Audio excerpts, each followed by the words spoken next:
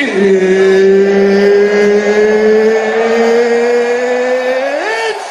time! Today I got time, cuz. All you hoes, all of you hoes. Nobody cares, nigga.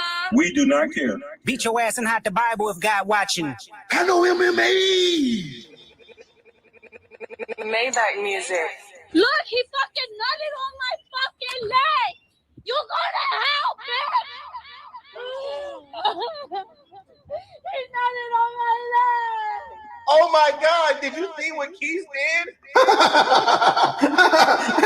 At least while I'm there, I want to get a few hawkers in. Put your fucking clothes on. Nothing can stop me. I'm all the way up. Get in your bracket.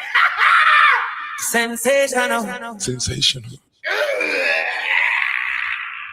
I got beans, greens, Perfect. potatoes, tomatoes, Perfect. lamb, rams, Perfect. hogs, dogs, Perfect. chicken, Perfect. turkeys, rabbits. You Perfect. Here we go. So I wanted to do hood rat stuff for my friend. Honey. What's going on, everybody? Class is in session. My brother from another mother international. How do you do today? What's poppin', slime? What's Gucci chat? It's good to have you back in the stew. Hey, man, we back. We back. Feeling we good. back. How you doing? Feeling good, man. I'm feeling good. Glad to be back in the studio, man. It always feels good to be, back at home and giving you guys great content. Shout out to everybody in the chat, guys. Put a one in the chat. Before we start the show, I need that Rello soundbite with the 6-6 and then Oh yeah. Everybody put a one in the chat if everything sounds I need good. my phone. Oh, give me my phone. Okay, hold on. Here we go. You used to call me on my cell phone. Can you give me my phone? Why are you holding my phone? Give me my phone! We are pretending. We didn't bring no 10 cents. Yeah, it's phone. We agreed 6-6. Yes, sir. Shout out to Rello. Shout out to our guy Rello, man. Rello is still in Kenya, guys. He's still in Kenya. It's crazy. I thought this motherfucker would have been gone by now. He's still there. He's stranded. He needs help. I am gonna send him some money, but he needs way more than what I can send him, chat. All right, we're doing our own fundraisers over here. We got to make our money. So help Rello get home. But yeah, man, shout out to Rello, man. We appreciate him, friend of the channel, even though some of y'all hate him. You know what I'm saying? It is what it is. Let's go over the roll call real quick. King H is in the building. Lord Flexico is in the building. Mr. Miyagi. Flexico, how you been, man? Flexico, are you living in Barranquilla right now? I gotta check on Flex, man. Flex is, I think, out of the country permanently. King H, Lord Flexico, Mr. Miyagi, I see you guys. Chris Z, what up, Chris Z? I see you. It says R.I.P. Charlie. Yeah, man, craziness going on in the world. We're gonna get into that. We're gonna get into that for sure. Yeah, got an action-packed show today. Yes, sir. Aaron was good. The child was good. Looking forward to week 2 of fantasy. Yeah, man, should be a good week. Who you playing, child? Who you got this week? Yeah, guys, we got a fantasy football league going on. I lost my first week. I lost to Al, but I don't really get mad at week 1. With fantasy, it's about making the playoffs and then winning. Of course, it's not really about your record. You just got to win when it matters. So, first week, you got to figure out who you're gonna put in, who you're not gonna put in. Some people aren't gonna play that well, but I think my team's pretty solid. So. You lost your first week to who? Who was that? I just said it. I'm not saying it again. Oh, okay. Oh, I can only say it one time, basically. Like, you can't say it more than once. So that means I get 100% ownership now. 100% ownership of what? Mintuition. No. It's the Al show now? No, not at all. Shout out to Cornell. Cornell in the building. What's up, Cornell, man? He says, foreigner. Shout out to you guys, man. Hit the like button on the way in, guys. We're still doing really good on the shows, guys. We're getting like 700-800 plus views per show. A lot of you guys are watching it on the playback. So we appreciate you guys for tuning in. The show's been growing. I remember, just a few months ago, we were only getting maybe like 400 or 500. And depending on the topic, it may get more. But consistently now, we're getting like 800 to 1,000 views. So pat yourselves on the back, man. We appreciate you guys for that, for sure. It's an ongoing thing, and these shows aren't easy, but we're going to keep giving them to you guys. So we do have a lot to talk about today. And guys, before we even get into all of that, we have a fundraiser, guys, a fundy, okay? We're going to be going live as much as possible.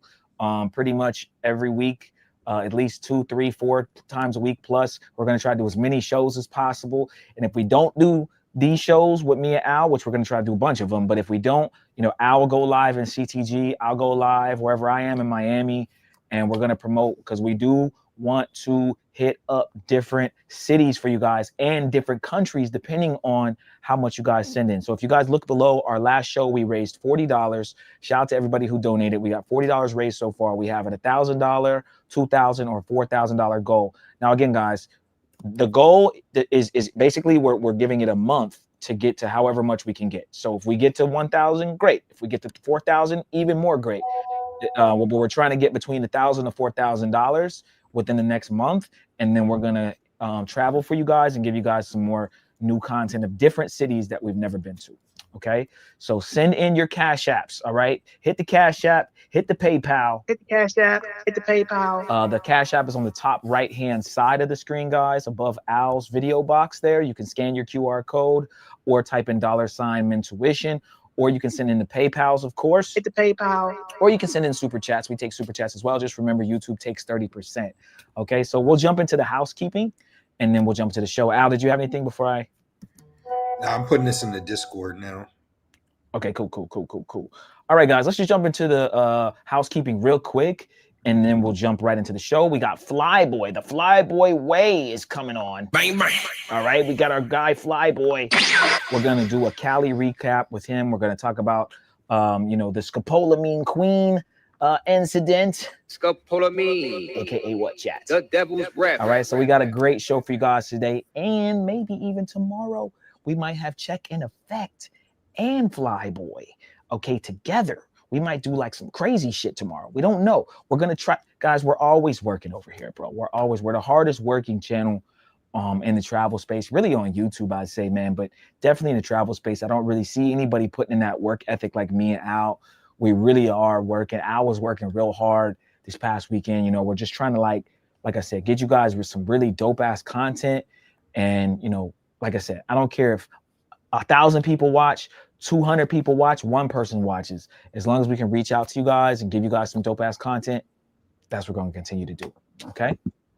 All right. Let me go over our housekeeping real quick. Whoops. Let me do. What up, Travel POV? What POV. Up, T Lethal? T Lethal, what's good? Flex said he's back in the States for a minute, but he'll be back in Barranquilla in November. Hit me when you go. Might meet you there. We'll see. Hit us up, bro. Hit us up. Might meet you down there depending on when you go. Yeah. So guys, make sure you join our locals. That's mintuition.locals.com. This is all the fun stuff, all the yacht parties, big booties, chicks pulling out their titties. All that shit is on the locals. Just more of the fun stuff, so you guys can see how me and Al get down, how we party. If you're interested and you guys really rock with the channel, you can sign up. It's free to join. However, all the blurry stuff, all the not safe for work stuff, it is $9.99 on our locals. Again, that's mintuition.locals.com. Next up, we have our Patreon. This is where you guys are going to get all the sauce. Okay, all the sauce.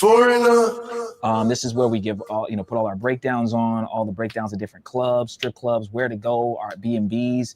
All of that stuff is on the Patreon. So the Patreon is also free. However, if you really want to unlock the sauce, which you really should support and unlock, hit the Become a Member button right here. And we have 3 tiers. The first tier is our general admission tier. You get access to all of our Not Safe for YouTube content, access to some of our Not Safe for YouTube content, excuse me.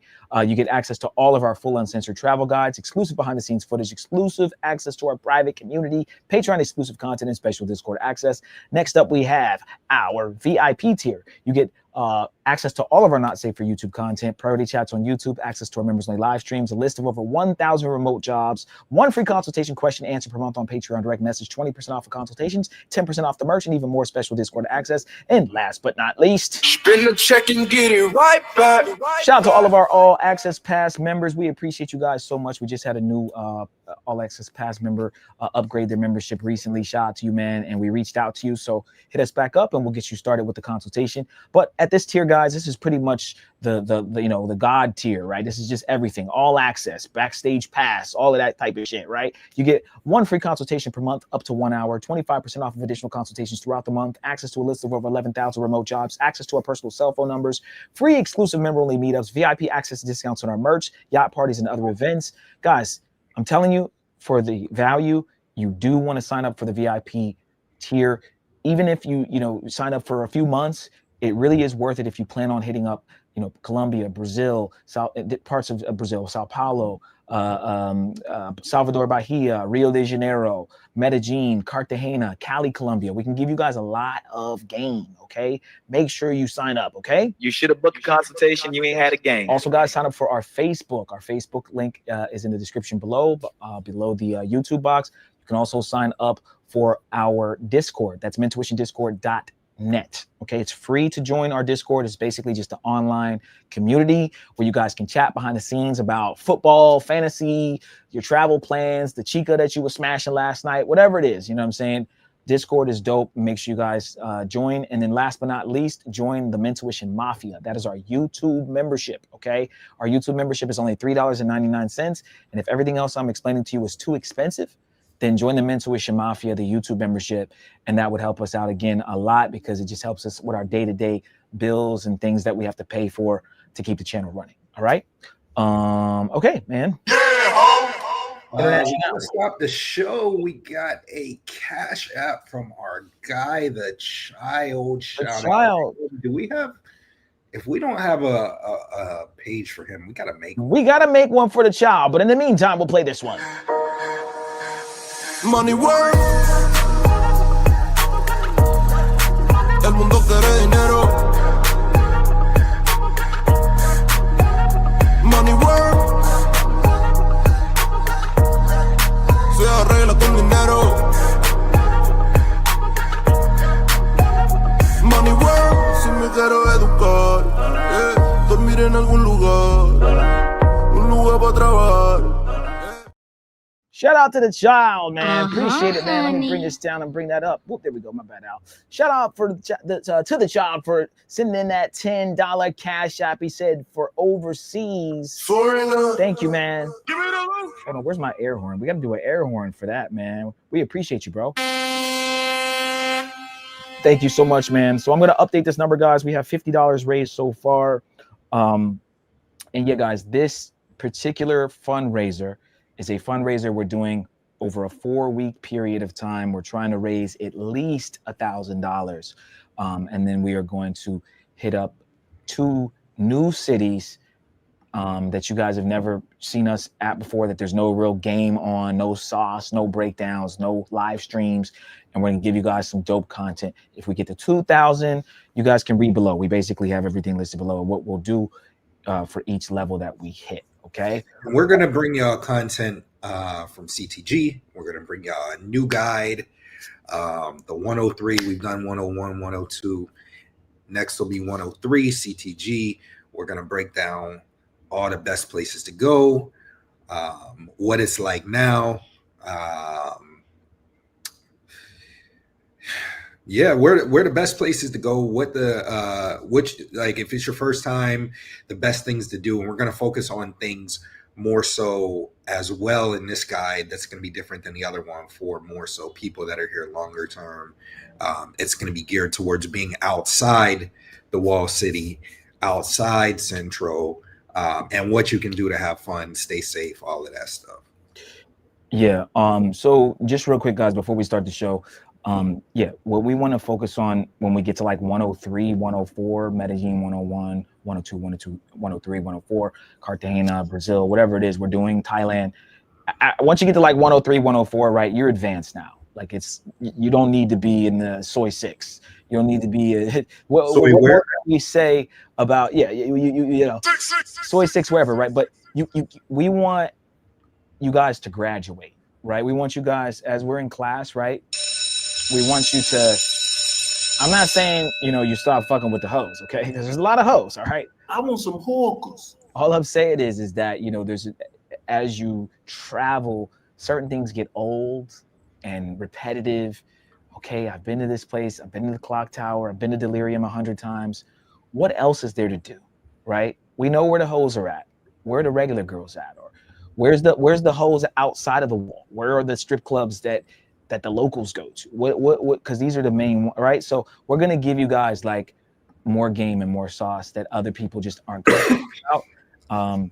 You'll have to pay for it, of course, but that's part of it. Like you pay the $20 and you get, 3 or 4 hours worth of game. Okay. Shout out to Tim M. He says, shout out to the GOATs and the chat. Make sure we run those likes up. Exactly. Thank you, Tim. Thank you. All right, guys, we're at $50 right now. $50. I want to see this number up in the hundreds on this show. Send in your donations. And if you catch this on the playback, you can send in your cash apps in between the shows, guys. Okay. We take donations whenever. Al, can you talk to the people real quick? I got to grab my charger. Yeah. So we're going to bring you guys, like Steve said, for the fundraiser. If we can get to 1,000, we're going to do 2 additional cities. So I'm going to do Cartagena. We're going to do 2 additional cities, and I'll stay here in Colombia. There'll be cities here. We've already done Medellin. We're going to bring you guys some more updates there as well. But it'll be 2 new cities that we haven't covered. You're also going to see some Cali stuff. So we'll debate on where we would go, but we will do that. If we hit 2,000, we're going to go to another country, and then we're going to go to 3 or 2 additional cities on top of that, or 3 additional cities. Yes, that's 5. And then if we hit that 4,000 mark, we'll go to 2 different countries, and we're going to try to hit 7 to 10 different cities before the end of the year. So please contribute. Please keep the support up. It helps us out so much, and we put it right back into the channel. But yeah, we appreciate all the love so far. Shout out to Desmond. I hit him up on Discord. He said, I'm at the spot right now, a little distracted, but I let a lot of folks know about my opinions on what happened. So I specifically wanted Desmond to pull up to this because he's had some strong opinions about Flyboy as of recently, and I wanted to kind of get some people that disagree, get some people that agree. But Flyboy's been catching some heat. Everything channel that I go on where something's posted, even he had posted a new video today, and people are just trolling or just saying that they're disappointed with how he handled the situation. So we'll talk to him a little bit about that later on, but then we're also going to go over the Cali trip. We're going to recap everything, how everything went from there. We have some videos of his to play. We also have some other news to go over outside of the travel space back in the States. RIP to Charlie Kirk. No matter how you feel about somebody's opinion, they shouldn't have been, gruesomely killed, brutally killed like that in front of everyone. And I thought that was crazy. So we're going to talk about that story a little bit later. We'll go over mine and Steve's thoughts on the situation. And we have a few other things. We have a lot to talk about today.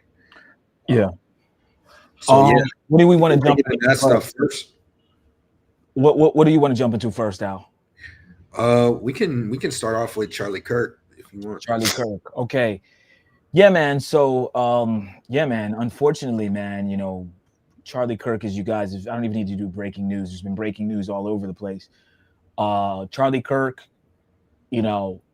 outspoken debater, basically was deleted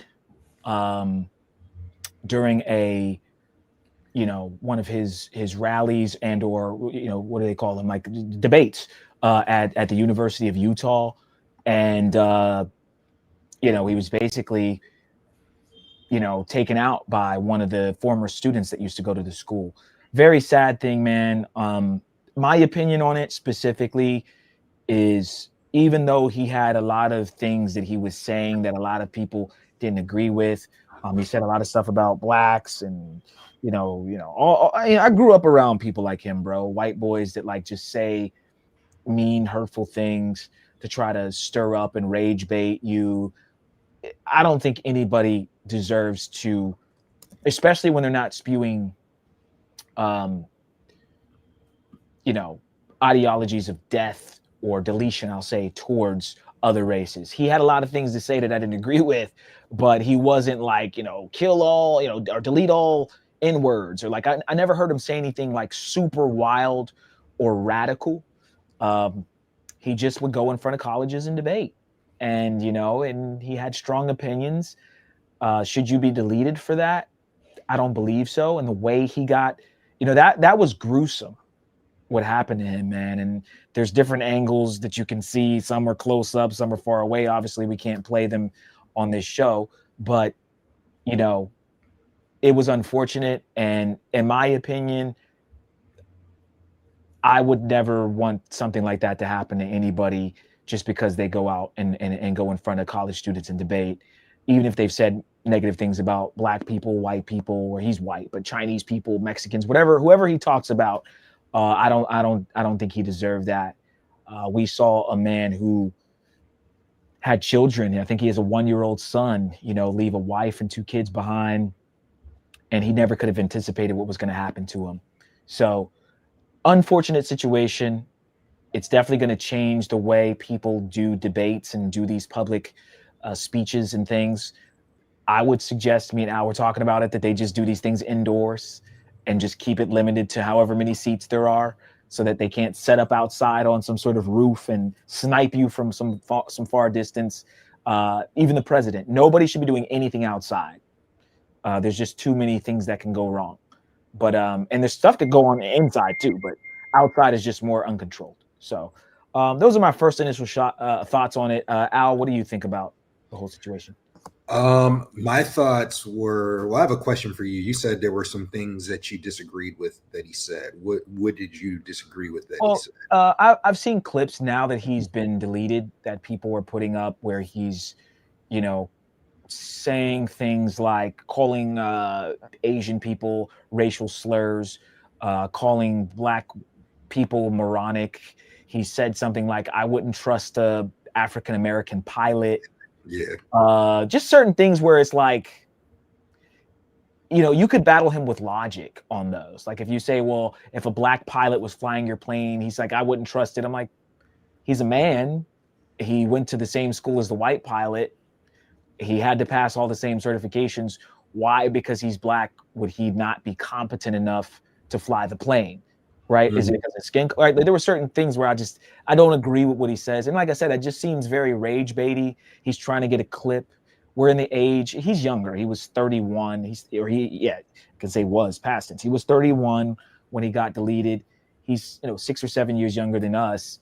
And I think at the time when he was doing a lot of those clips, he was in his 20s. So, he's just saying things to go viral on TikTok. And so those were some of the things that I didn't agree with. There was a bunch more.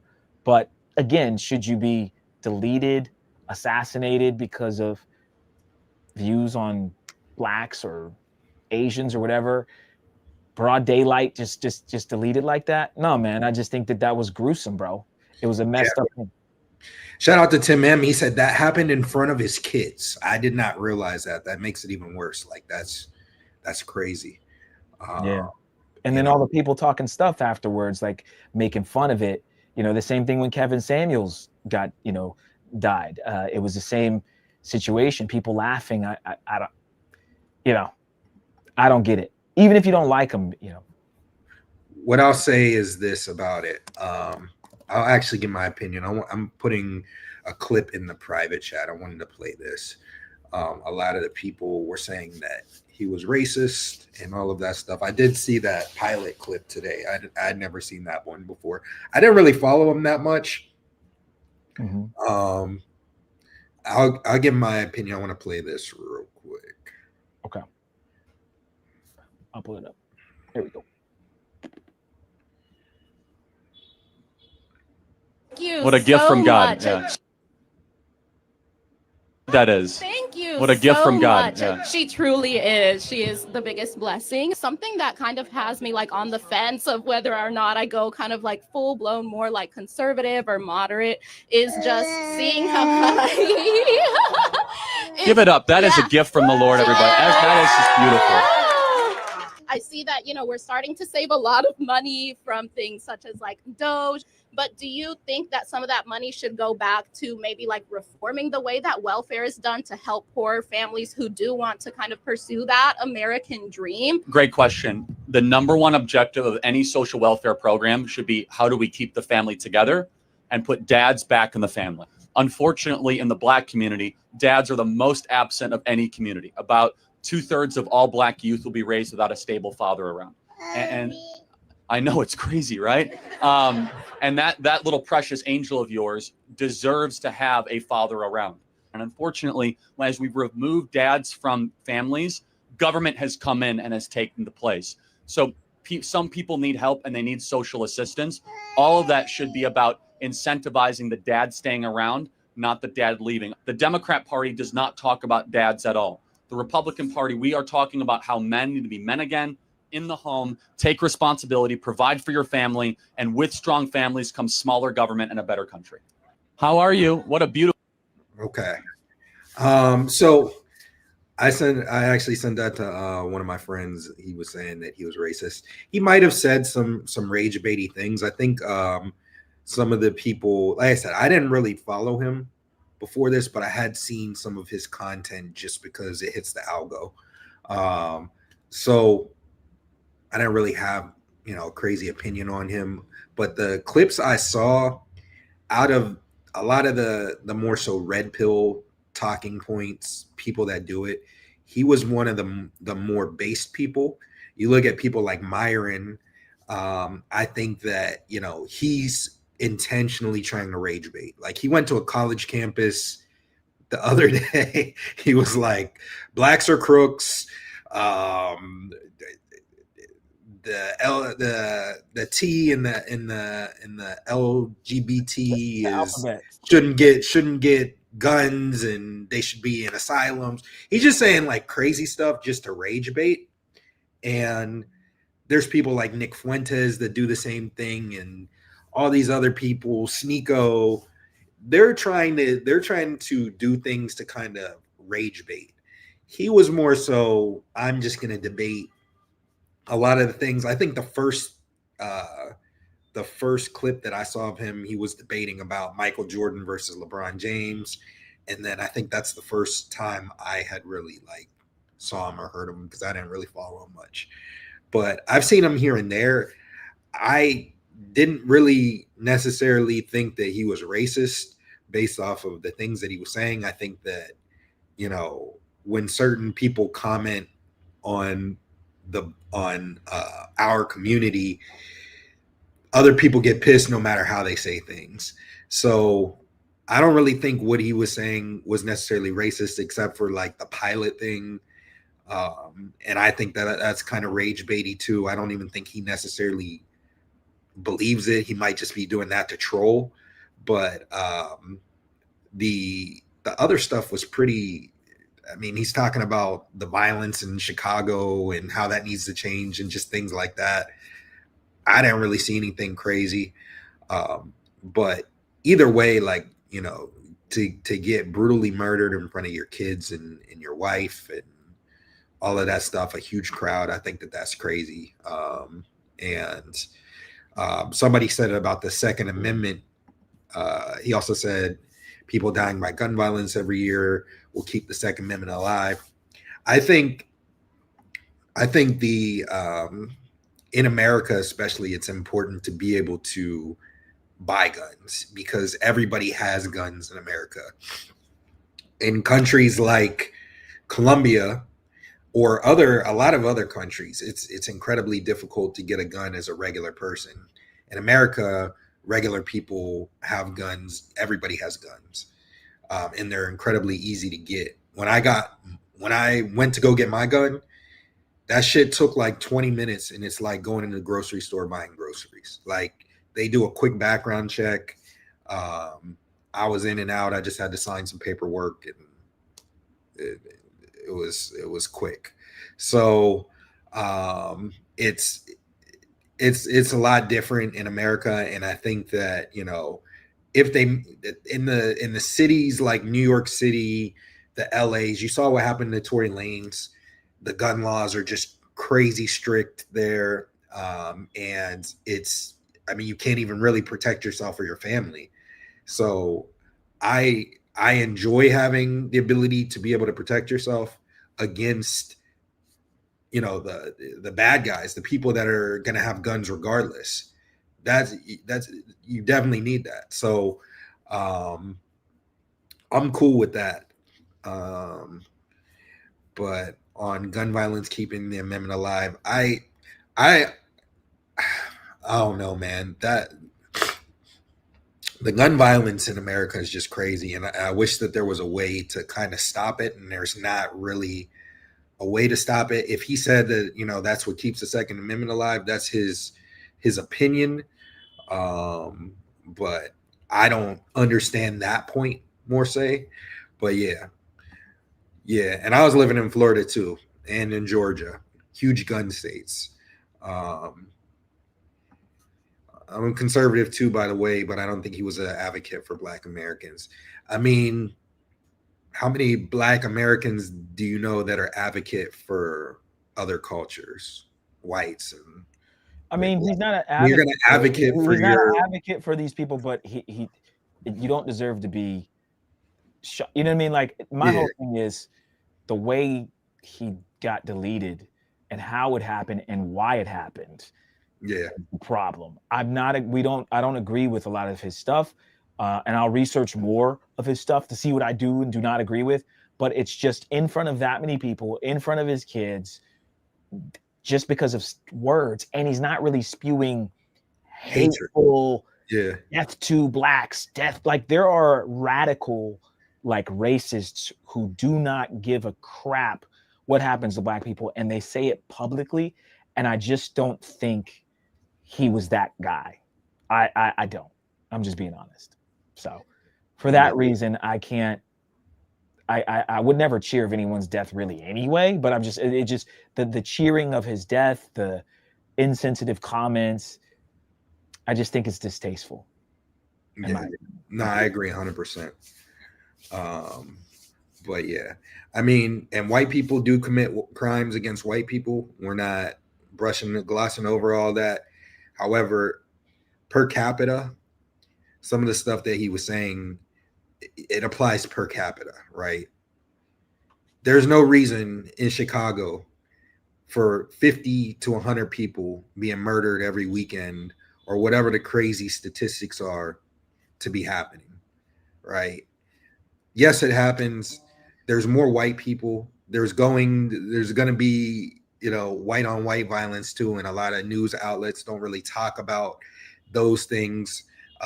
Yes, a lot of white people are committing mass shootings and murders and stuff like that. Absolutely cool. But I think that we have a serious problem in some of these cities and with our culture that we need to fix 100%. I will be right back, Steve. Give me like 2 minutes.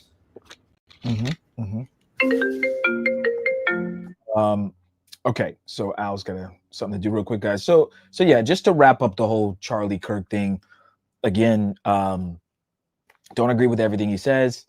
Should he have been, you know, headshotted or neck shotted with, you know, blood gushing out of his neck on Instagram? No. Right, guys, when I was younger, there used to be a channel or a page on like 4chan or like on internet called Faces of Death. And it was literally just people deleting themselves. It was just a bunch of crazy shit. This was back in like 2002, 2003, when the internet started to get big and it wasn't as regulated. They would just have people getting their heads chopped off, right? That was probably what we saw what happened to Charlie was literally the closest thing you could see to what Faces of Death was back in the day. I don't know if there's any people in their 30s or 40s in the chat, but you guys will know what I'm talking about if you were a part of the internet culture back when you were, you know, younger, when it first started getting big. Faces of Death was literally, you could just download videos or like, it was almost like these pages that were put up of people just getting tortured, all crazy kind of stuff, right? The Al Qaeda guy this is back when Al Qaeda cut off the dude's head live. It looked like it was a movie, but it was real. right? That movies watch these actual executions, and that's how they make the video games and make the movies look so real, because they know what happens when these things happen. So it's just a gruesome, unfortunate way to die, to pass away. And he's just talking about, he's just rage baiting. Oh, I think, blacks shouldn't be pilots. Okay, boom, shoot. Like, no, like I just, to me, I know that words mean something and words can hurt people and people can take words the wrong way. That's why you should be careful with words that you say, because things like this can happen. But it's just unfortunate that, again, people will take words so far. The last thing I'll say about this, guys, they did catch the shooter. His name is like Tyler something. I have to look up his name, but he was caught.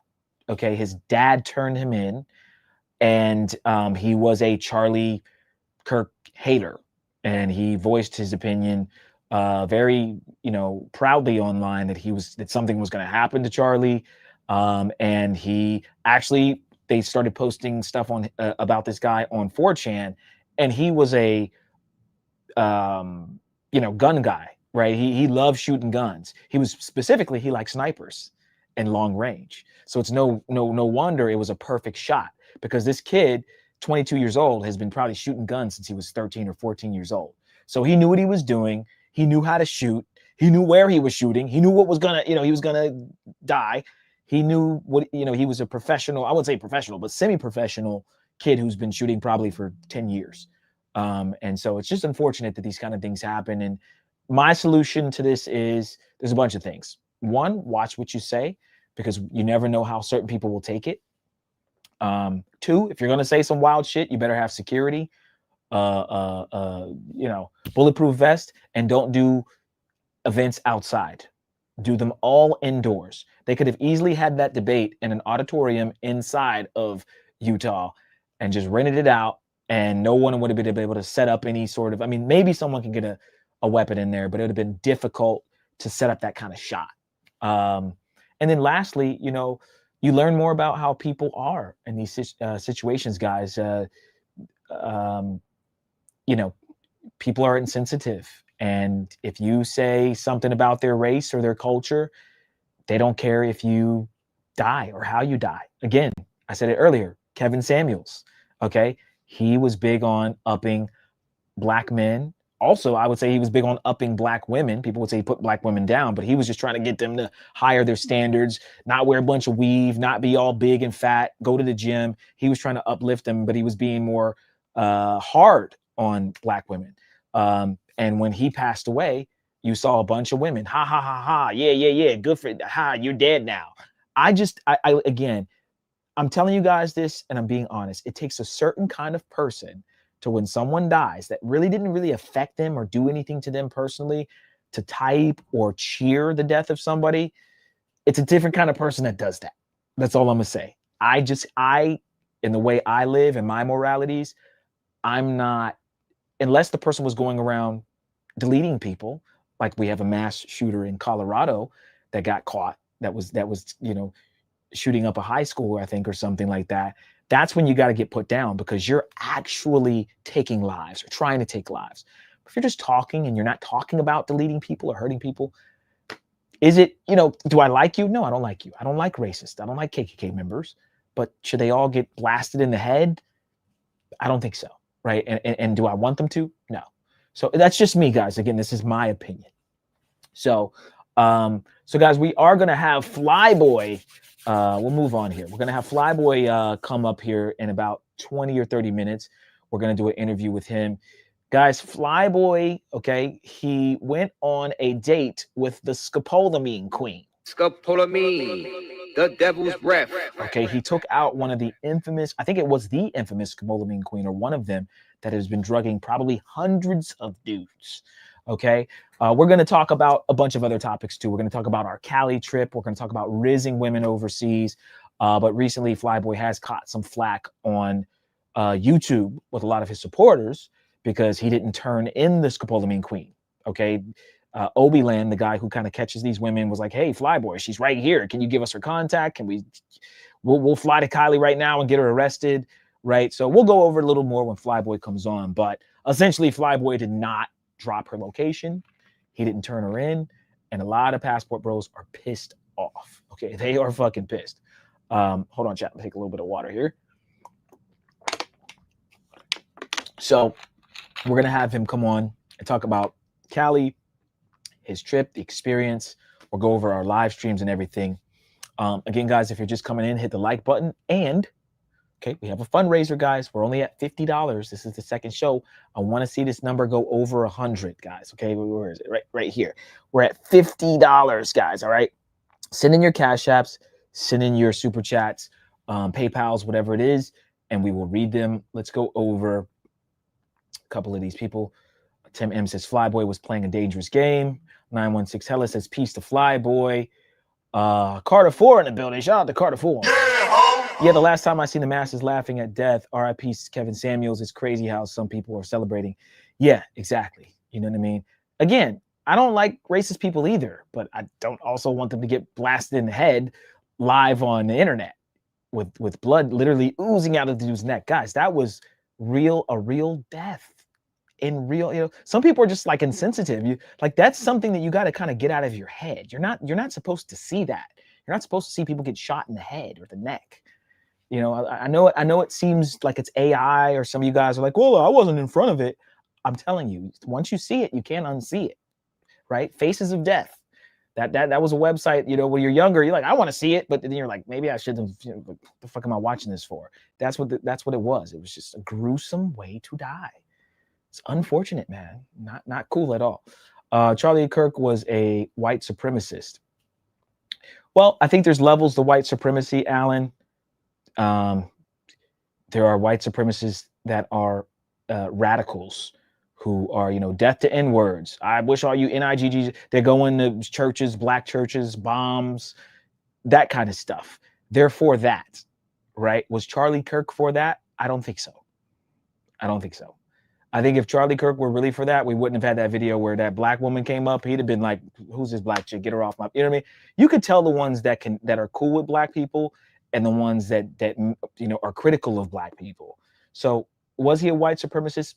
Maybe, maybe not. But again, does he deserve to be, you know, shot in the head? I don't think so. And then people laughing at it, you know, a little much in my opinion. Yeah, man. So yeah, all right, let's bring up a couple videos while we wait on Flyboy to join. He should be here soon. We do have some things we can go over. Shout out to CK comes in. Let's go ahead and we got some Cash Apps here.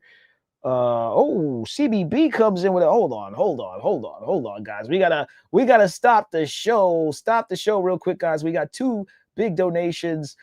Thank you guys so much. CBB coming in, man. Let's Money work. El mundo quiere dinero. Money work. Se arregla con dinero. Money work. Si me quiero educar, dormir en algún lugar, un lugar para trabajar. Honey. Spin the check and get it right back. shout out to CBB. We'll put you up on the screen in just a moment. And CK comes in with a donation as well. Thank you, CK. We're gonna bring you up here too. Let me play one more for CK. Thank you, bro. Money work. El mundo quiere dinero. Money work. Se arregla con dinero. Money work. Si me quiero educar, dormir en algún lugar, un lugar para trabajar. Appreciate it, guys. All right, let me bring these up real quick. Thank you guys again for your donations, man. Much love. Let's bring up CK's first. CK comes in. He said, just got off of work. Salute to Steve. Thank you, bro. Thank you. Thank you. Got to drop a bomb. Try to drop a bomb for that one. Appreciate you, bro.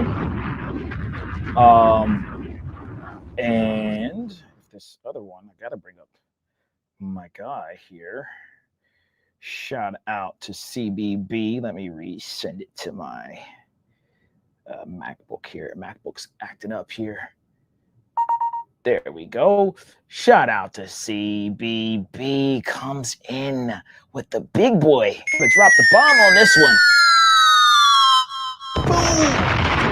Comes in with the big boy $50 donation. Let me put it up here on the screen. Hold on. I gotta make sure I can find it. There we go. Comes in with the $50, man. That's the big boy donation. Thank you so much, CBB. Let me take the fundraiser off of here because it's blocking it. Get it off of here for a second. Yes, sir. Let's go. I'm not fucking leaving. Let's make these trips happen. Thank you, man. Thank you so much. Hold on, wait a minute. Y'all thought I was finished? CBB, man, big bomb on them. Dropping big bombs, man. Big supporter, guys. That brings our fundie over $100 raised, guys. We're at 110. Thank you, guys. So we're 10% of the way. 10% of the way, guys. And we still got a bunch more shows left, but send it in, guys. We appreciate it. Let me update the number here. 110 raised so far. Again, guys, we're doing a fundie. 1,000 to 4,000 in a month. It can be anywhere in between that. The more we raise, the more places we will go, but we got to at least hit 1,000. Okay, so we're at 110. Thank you again, guys, so much for all the love and support. Okay. All right, guys, we have some videos that we will go over here. Guys, I am back in the studio. It's good to be back. As you guys can see, we got a lot going on in here. Okay, you guys don't ever get to see the whole studio. This is the studio. This is the roof. You guys never get to see all the shit above my head. I have TV here. I got a TV here. I have this cool monitor over here, right? I got a camera over there. So you guys hardly ever get to see what's behind the camera, but now you get to see. All right. So one of the things I'll be doing, guys, while I'm here in Miami is I'm working with King 68 the Great, tall dude that be getting bitches all the time. And then I'm also building studios for people. So a lot of people come here. Oh shit, man, your studio's cool, bro. I like this shit that you got. Okay. Can you build me a studio too? Sure. Okay, it's gonna cost you. But yes, I can build you a studio. So I'm gonna be helping out a lot of different podcasters, a lot of influencers, some that you may know. Yeah, man, I'm tapped in, guys, to kind of the A-list streamers and the A-list celebrities, the Aiden Rosses and the NFL players. So it's dope, guys. I've been putting in a lot of work, and I'm just happy to do that. But I want to continue to travel. You know what I mean? I've told a lot of them. I say, hey, look, I need off for this day. I'm not going to be available this day. I'm going to to Cartagena this day. I'm going to Rio because we're doing a meetup this New Year's. Okay, Mentuition meetup, the first official Mentuition meetup is going to be Rio de Janeiro, New Year's, and I don't want to miss that for anything. So I'm putting together those plays to make sure I'm available for all of that for you guys. We're going to do a big yacht party. It's going to be awesome. So yeah, man, I'm just excited for all the things that are here and to come. And yeah, man, I'm looking forward to closing out this year strong and traveling a lot more this year, but also at the top of next year. Okay, guys. So everything you guys send in, we really do put it to good use, man. I know we don't always do everything right away. There's some things we're still waiting on us to put out and do, but we promise you guys, if we tell you we were going to do it, we're going to do it. Okay. We don't bullshit over here. No capping over here. Okay. All right. Let's bring up a couple different things here. Travel Lover says, let's see. Hold on. What's up, Dashiki? Cornell says real quick, regardless of how you feel about Charlie Kirk, he and his family did not deserve what happened to him. Yeah, it's just a little extreme, bro. Extreme way to, that's a crazy way to die. Okay. Travel Lover International, when are we going live at the Walled City? You know, today is Friday. All the chicas are out there now. That's a good question. All right. Yes, guys, we are. Al's going to be out pretty much every week. Fridays, Thursday, Friday, Saturday, or at least, 2 or 3 of those days, or all 3 of those days, I should say. If you guys are in CTG, hit up International. Okay. He's going to be there for a little while. We're going to be, meeting up with a lot of supporters. We'll be at Delirium. I'll be all around. Okay, so if you see him, say what's up. But yeah, we should do a live. We're going to be doing some more lives, IRLs, for you guys very soon. So Travel Lover, hit us up on the back end, man. If you're still in CTG, we'll show you what it's looking like there, man. Okay, let's talk about Rello real quick before we go on to the next topic. So shout out to our guy, Jay Rello. Tell your bitch I said hello. Okay, now, Rello is still, in Kenya, guys. Why are you holding my phone? Give me my phone! I got 2 phones. Daddy, why are you holding my phone? Give me my phone! No, give me my phone!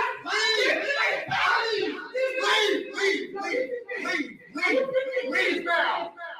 Okay, so Rello is still in, all right? Yeah, I know, crazy sound bites, guys. We sound bite everything on this show, okay? I don't give a fuck with it. I will sound bite everything. I cannot feel my vagina. Okay, Rello is still there. He was supposed to leave already. He was supposed to be gone. I don't know how he's still there. I've talked to Rello almost every day except maybe yesterday, and he told me he was going to be leaving soon. He's not left yet because he hasn't raised enough money to leave.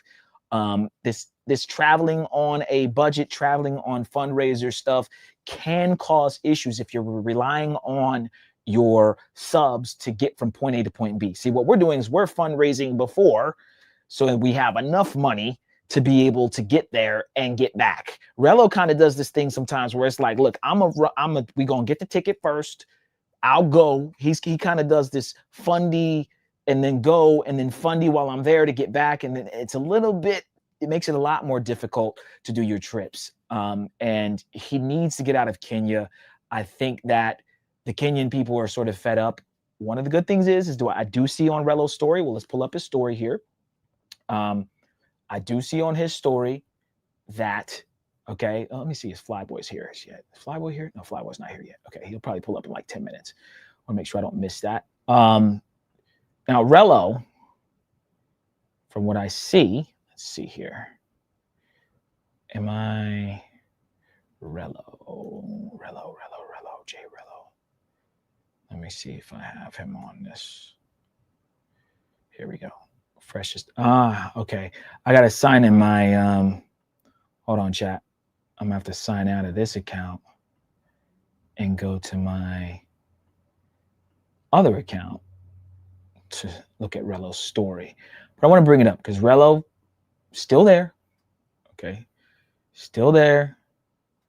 No bueno. Okay, let's type in Rello. J Rello, here we go. Freshest and Gary, our guy. Okay. Now, Rello is still stuck in Kenya. Fundraiser tonight. That was 13 hours ago. Still out here.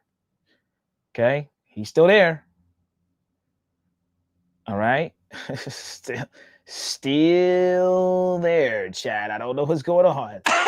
All right. I think you need to go. Get the fuck out of there as quick as possible. Because, you know what I mean? Roll up your window, motherfucker. Don't let the motherfucker see you, okay? Wear sunglasses and a fucking shiesty mask. Okay? Still there. And, he's out eating at some chicken spot. Hopefully, Rello's not posting this while he's there. There still are people looking at his story, still people willing to try to find him or do something to him. So he just needs to be very careful. He's really one of the most popular people in Kenya right now. And I think it has died down, chat, though. I will say that. I do think that this whole, we're not really talking about it as much anymore. Last week it was hot. It's definitely like warm now to cool. So everything with time will pass. People will not be as angry. And as long as he's not dropping his locations, which I think he's kind of doing here, which I wouldn't necessarily do any of this. I definitely wouldn't do the chicken spot here, showing what mall I'm at. All you got to do is type that in on, Google, and you can find out where he's at or where he's been. But, Rello just needs to get to Thailand or get back to Gary or wherever he's going and, get himself reset and acclimated wherever he's going. So we wish him the best of luck. I will give him a call maybe tomorrow. Maybe we'll get him on the show. Again, I know you guys some people hate Rello, some people love Rello. Again, at the end of the day, guys, Mentuition, we aren't about like downing people, bro. Like, if you do something crazy, okay, whatever's coming to you, it comes to you. But like Rello, like I said, behind the scenes, bro, I tell him, bro, you gotta get out of there. You gotta do this. You gotta do that. Don't drop your location. You need to be, you know what I'm saying? You need to be smarter. You need to make better decisions, right? I really do try to help him. And me and him have really like hour-long conversations about all these things. So I know a lot of people think, oh, Steve, you're pandering and why are you supporting him and this, that? Bro, I don't want to see any passport bros, anybody that's traveling, crash out, get in trouble, get in fights, whatever it is. I want to see people go to these countries, enjoy themselves, and get to the next destination. That's it. Okay, so it is what it is. Rello was talking shit to BMT today. BMT and Rello have had their back and forth for sure. We can bring that up real quick. I think Al's back. What up? Yeah, sorry about that. I had to take care of some business. Yeah, you were talking about Rello. Yeah, we were just talking about Rello's situation, man, with him still being in Kenya. He got into it with BMT Travels. That BMT thing happened, I think, last week or something. It wasn't today, but I think Razor posted the video from his live stream. So, what do you think about that whole situation, though? Like the BMT situation. BMT, man, he been getting into some little beefs, man. He beefing with Austin and Kid Greatness now too. I saw that. Even when Kid Greatness came on his show, there was a little tension. There was a little smoke. Kid Greatness was kind of like, "Yo, don't you own the passport, bro?" Like there was like this kind of smart, snarky back and forth between him and Kid Greatness. I was surprised, actually. Yeah. Crazy. Trying to set up boxing match. Let's see. We got a video of that. Let me see. Matches as well. So I mean, he's not going crazy, but BMT has been known to be in them streets for real, looking to crash out as well. I wanted to ask him. Man, I'm not looking to crash out on nobody, brother. I'm not looking to crash out on nobody, man. Okay. So that hit that they put out on you is over with. Nobody. That's not there no more. Right? Hey, I'm willing to meet anybody at the gym, bro. Anybody, and if it's a, if it's a good, I'm gonna shake hands with that man at the end of the day, brother. No doubt. So I wanted to ask this about Razor. I don't know. Maybe I was hearing things, and I'm not trying to draw. A motherfucker all the way down, and that's a thing to basically say you don't like what a person does, and then just to go and just tear a motherfucker all the way down, and that's. I didn't tell you down personally, brother. I said I didn't like the crash out content. Come on, bro. You know what? When my opinion really changed of you, brother, I'm gonna be honest with you. When I saw what you was doing in Bangkok before you left with the screaming at people and shit, that's when I was like, nah, bro, you can't. I can't rock with that. I can't really rock with cats that do shit like that. Right, but it's a disrespect line, bro. Like I didn't cross disrespect line. The way you talk about me, nigga. Yeah. The shit you be saying. What have I said about you? It What would have I said be about you? impossible to be in the same space with you, nigga. You would not say that to my face the way you be. Oh yeah, I would. Live, bro. I promise you, I would. I promise you, I would. You would not. Yes. I promise you I would, Chad. Am I instigating? I don't know, but fuck that shit, nigga. Fuck this, nigga. Say that shit to my face, nigga. Anybody touch me, this bitch is up, nigga. Hey, man. Get in your bracket. I've split people for less than that. You hear me? Less. I would. When I met yes, you I would. Real, BMP, yes, I would. Yeah, I would. When we met in the sewer, everything was Gucci. There was no issue, and you had that was previous to the dumb shit. That was previous to the dumb shit. This nigga really want to get his ass beat. You see what I'm saying? Like that's where we at with it now. By who? I'll put you in a fucking locker. You fucking dork. I'm gonna let you put me in a locker. You like a buck 40 soaking wet. I was your weight in high school. I was your weight in high school, bro. All right, Chad. Okay, you get the gist. All right. So yeah, there's definitely some smoke between BMT and Rello. How we got smoke with Austin, Al, but BMT got smoke for everybody. You know what I'm saying? We gonna stay out of it, chat. We don't want no smoke with anybody. We have been in our fair share of issues. Okay, so hey, This is me moving back. All right. This is me moving back away. Al, we don't want no smokes with nobody. All right. Hold on, hold the phone. Breaking news. Breaking news. We have a special guest in the building.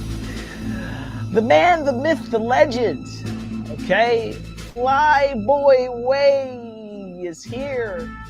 And he looks like he's in his car, guys, which maybe we're going to have a Jeep talk. Impromptu Jeep talk with our guy Flyboy. This is a great thing, guys. He is here. I wish I had a Flyboy soundbite, but it's all right, man. We are here. Flyboy is in the building. Let's bring him up, guys. Here he is, the man. Yes, sir. Hold on, wait a minute. Y'all thought I was finished? What's good, Flyboy? How you doing, brother? Hey, yo, what's going on, everybody? It's your boy FRE, $H Fresh at the Flyboy Way. That's THEFLYBOYWAY.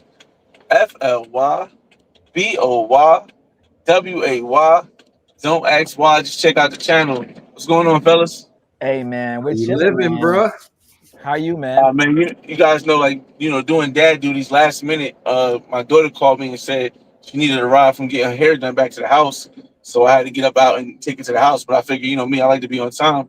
So let me start this video in the Jeep. And then when we get to the house, I'll switch over to my computer. Okay, cool, man. Appreciate you for popping in, man. 100%. We really just enjoyed our trip with you. I think it was a very successful trip. People enjoyed the lives. Hopefully, you got the other footage I sent you. Yeah. I got so much content. Again, I'm taking the footage apart. I didn't want to do the whole vlog thing. I've done that so many times in Cali, Colombia during the festival. So I'm doing different things. Like, last week I started this series called The Art of Riz. Because as you guys know, when y'all was there was a lot of women that I was talking to. And a lot of times, some people wanted to see, like, I think some people said they never really understood how I would have so many girls on my channel. Like, there's not a lot of people, there's nobody in the travel space, at least, that has as many different women on their channel who don't have to delete the video or put the video in membership. And a lot of people ask why or how does he get them? And they assume sometimes they're different ways. So I say, you know what? Let me take this time while we're doing lives to give them an actual hands-on or live vision without uncut, without being edited, to see exactly how the process goes. Absolutely, man. And speaking of Riz, we'll jump into that real quick. Before we even jump into your Art of Riz video and kind of maybe pick your brain about why you started that. Did you see that Zoe did kind of a Riz off with Travel Rilf and TMI Santiago? Yeah, I seen. I think it was a great idea. I think it was a great idea. Some people were saying it was like kind of like a bite off of mine, but I was like, it's not. It's a completely different thing. But it's not completely different. But it's the more of us that do it, the more of us that can grow the algorithm for that. But I think it was really dope. The only thing I would have changed is the location, because if it's going to be a true Riz off, I feel as though they should have had individual people and individual Wi-Fi to take them to places that they think they can go Riz women, so that they wouldn't all be in one spot, like just standing still rizzing them. It should have been like, because with Riz or with game, with charisma, it also comes with the knowledge to know where to go to find a woman that's attracted to you. So if I'm standing in one place, I'm limited to where I can go. I would like if let's say if Travel Wealth doesn't know that I can go to 808 and find a woman that's in for me, then I have a benefit that I can then outperform him. And I think even that part is a part of Riz. Right. But other than that, it was really good. Yeah, Al, I'll give you a moment. I don't know if you had any questions. I think it would have been cool to see him at the mall. I think that this was executed very well. I think the concept was dope. They had the donations. The donations went to the winner. I thought Zoe really executed it well. I know Keith was talking about doing one in Thailand when he goes. I think Zoe pulled this off very well. He had 2 cameras set up. He's just adding different elements to the space that we haven't seen before. And like Flyboy said, the more different ways that we add our own little sauce to the thing, the better it makes the space as far as hitting the algo, but just making the space more entertaining. Space has been kind of dry, and I think that things like this, obviously our Cali trip added a lot of sauce, a lot of game, a lot of just bringing awareness to Cali. I heard so many people talking about how they're going to Cali next year because of kind of the footage that we're able to get. And you inspired us to go from your past footage of last year. You showed us how lit it was. I was like, yo, I got to check that out. So it was just an awesome opportunity. Absolutely. So yeah, you guys can check out International Zoe's Riz off. We just showed a couple clips here, skimmed through the whole thing here. What I'll say real quick before we jump into the Art of Riz by Flyboy, we'll just go over that too briefly. This particular concept is super dope. I'd like to see more of it, whether you thought it was fun or boring. What you can say is at least people in the space are trying different things now. Okay, this whole concept of us going live, that shit was dope. We had Backpack Val pull up. We had all these different people pull up, right? Everybody's talking, everybody's having fun. We're walking through the crowd. We're going up to people with the camera. They're talking in the mic. Are you guys live? Yeah, we're live. Say something to the camera. Like, we haven't really seen this before in this space, in this kind of quality, in this kind of raw form. So I think that, again, this is the beginnings of this whole IRL craze. Vertical's cool, but again, you're not looking at the sky. That sideways horizontal footage gives you a bigger outlook of what's going on around you. And shout out to Flyboy. Flyboy was directing it. Hey, put the camera over here, put the camera over there, turn this way. And we were working it. And you know what I mean? We had technical difficulties, but to be honest, I think we pulled it off really well. Thousands of people watched. I saw at least 3, 4, 5K people watched, maybe even more. It's growing, and we're able to take those clips, flip them up, and put them on our channel as other things. Flyboy, what was the I guess concept behind creating the Art of Riz? Why did you do it? And that girl was beautiful. Man, she might be one of the baddest ones, the one in the Art of Riz. But it's 2 different episodes. Is the one was last week, one was this week. I just shot one today. Yeah. Okay, well the one that we met at Petronio when Al and you did the 2-man. Okay, yeah, she's really nice. With what's his name? Marisol. Yeah, Marisol. So can you describe why you did that? Like why you made the Art of Riz? What was the purpose behind it? Because when you I know game is what we called it back in when I was growing up. They called it game, but you have to be able to acquiesce to today's times so people understand it, or people just won't understand it. So I use the terminology Riz.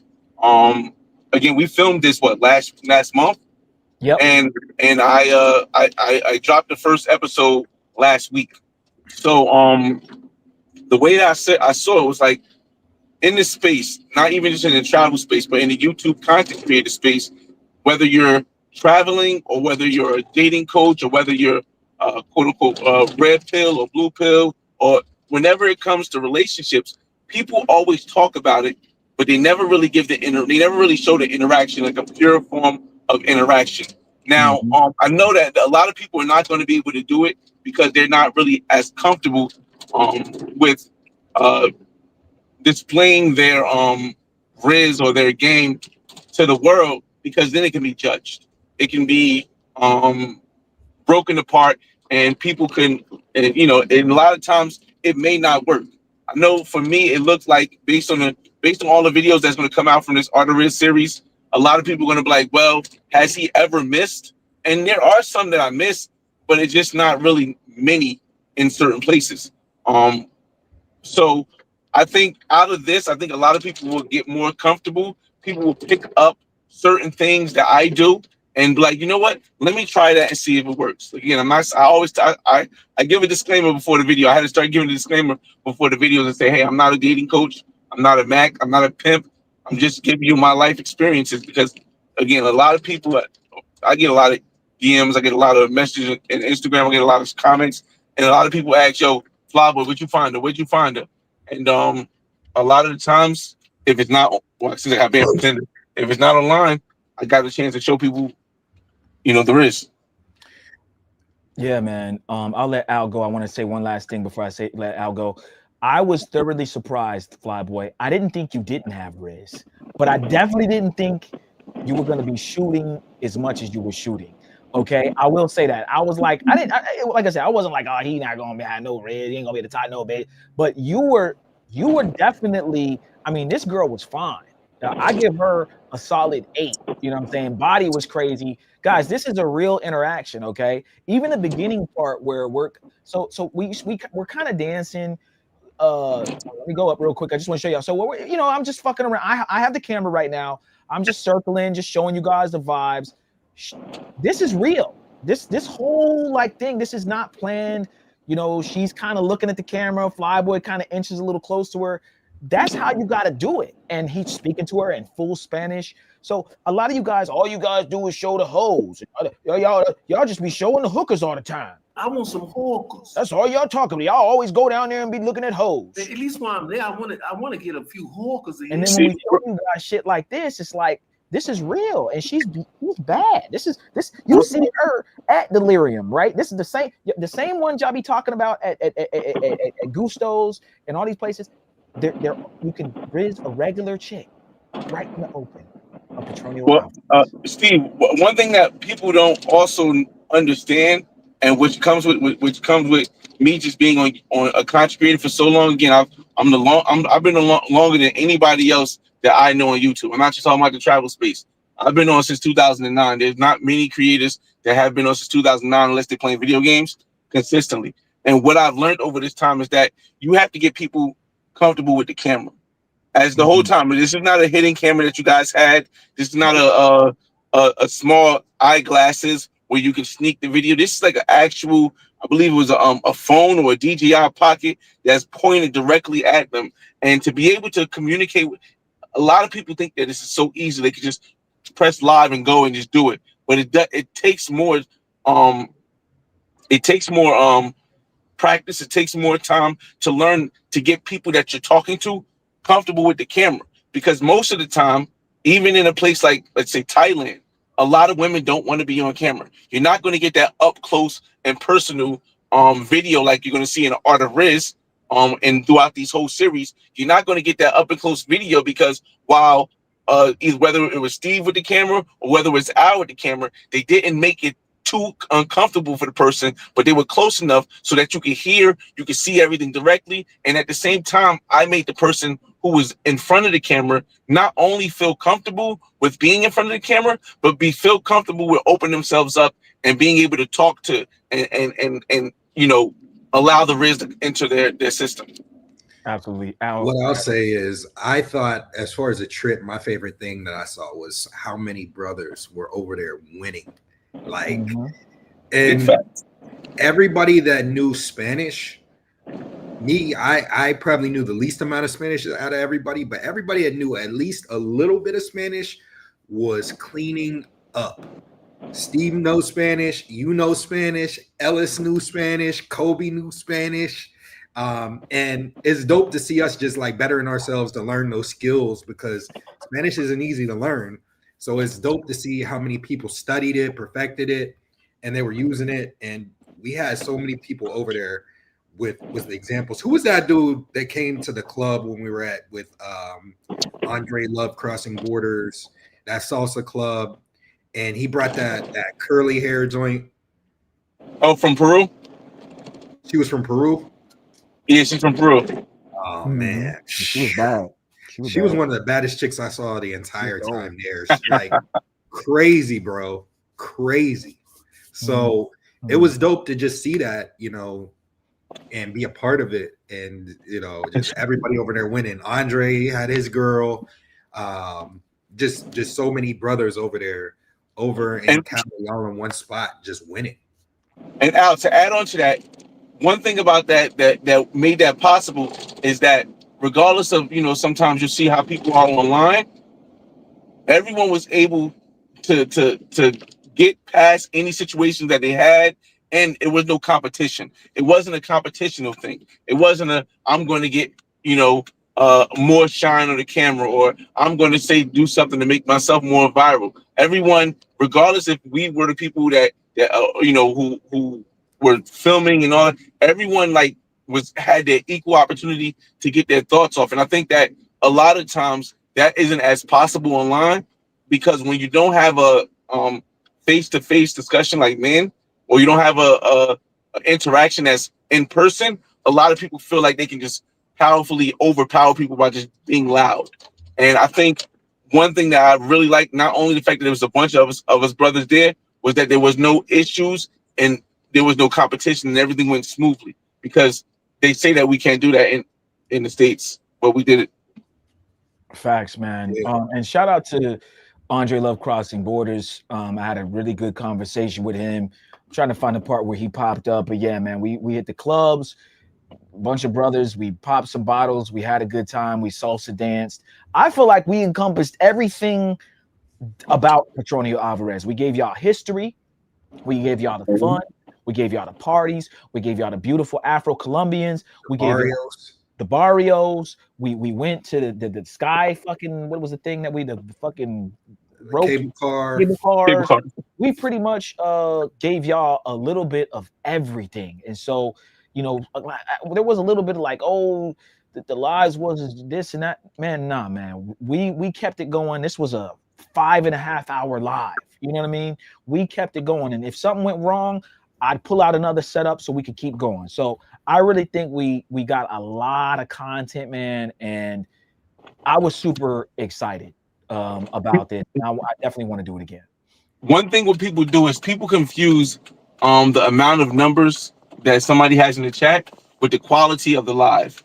And a lot of people don't quite understand. One, if you even seen, even with the Kai Cenats, even with the QTCs, there's a lot of botting going on, but the botting doesn't really matter if it looks like the numbers are high, because longevity wise, you have to watch the video to see whose video still stays around for the longest. And I think it's more important, and that's kind of even with the whole what's that called, the vertical versus the horizontal.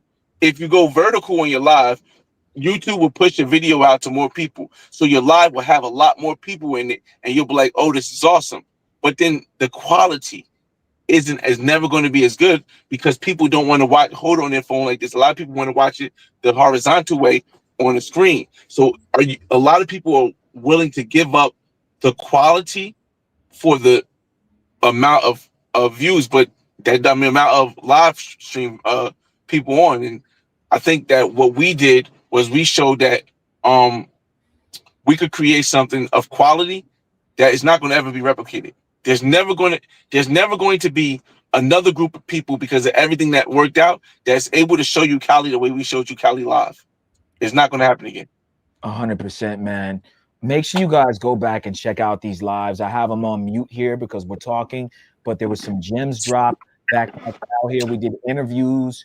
It was dope, man, and I'd love to do this again in the near future and give you guys just like you know, a power stream with just a bunch of different people pulling up. I do want to. I put a video I want us to cover with Flyboy. It's one of the ones he made. Facebook one. I think it's going viral because I keep seeing it everywhere. It's on Facebook. People keep reposting it. Yeah. Okay, let me bring it up real quick. Put it in the private chat. The second video. I got you. Let me bring it up here.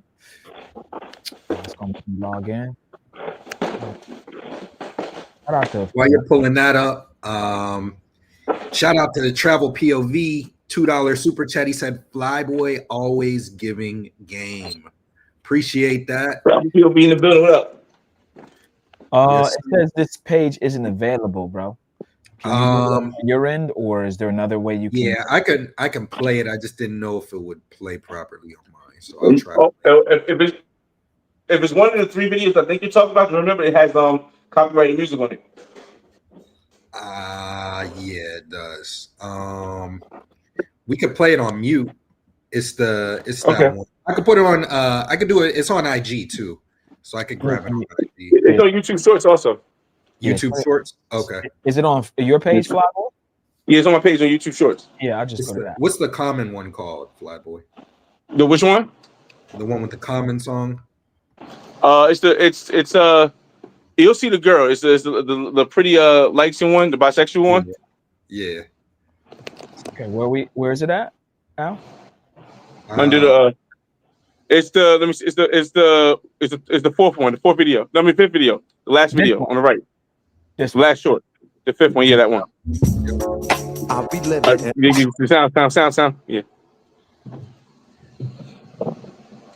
Oh, if you handshake one. Oh yeah. This was funny. And it was cool seeing Flyboy actually make this and I was shooting all the footage for it. And the final product, like what he put together afterwards. So this is going viral. Yeah. On a couple of things. Like it's on Instagram is going viral. It's got like 30,000 views, 1,000 likes, 2,000 shares, or 2,000 likes, 2,000 shares. That's awesome. Something like that.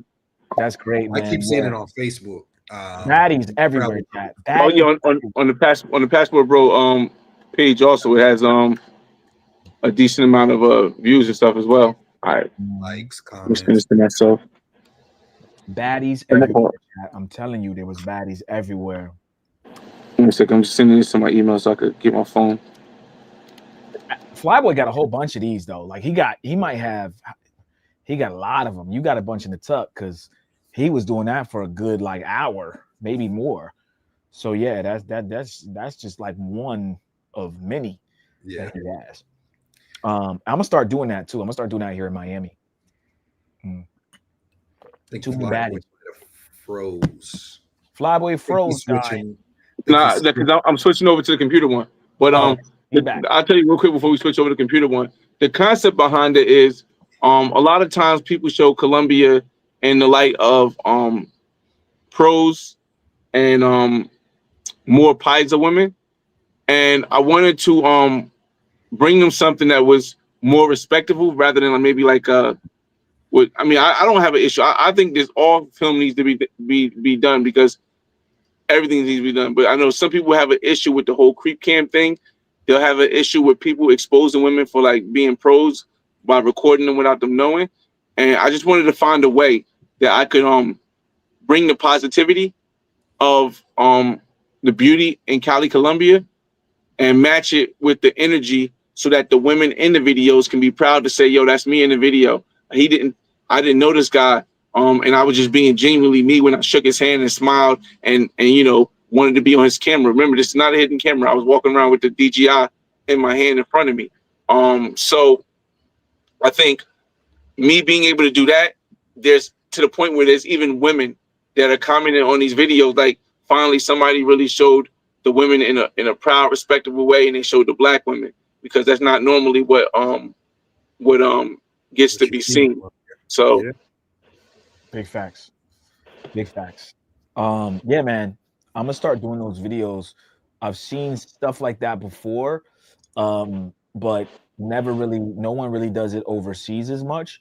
So, but I think that it's a great concept, and it's just funny. The thing is, the women liked it when you were doing it. They thought it was hilarious, and you don't even need to know Spanish. That was the thing. Like Flyboy, you know Spanish, but like you could have just went up to them and not spoke a lick of their language and just did that, and they thought it was funny. It is funny.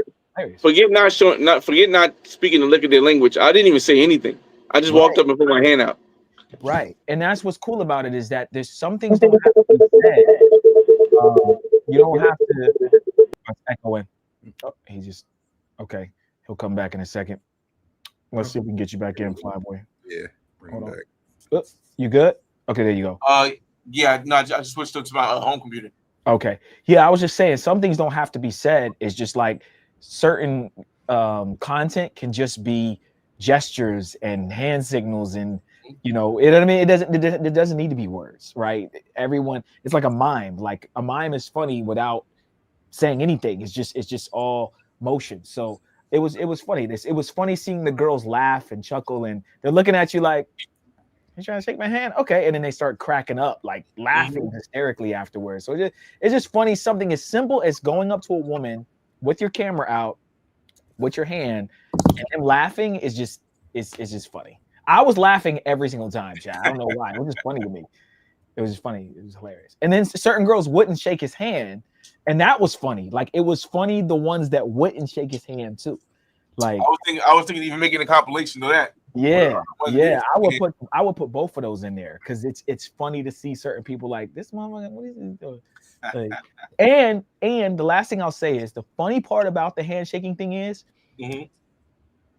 to me, the way I would market it is like, thank you for being a baddie. Like it's almost like I'm gonna go around to all the hot chicks and just give them a thank you for just being here.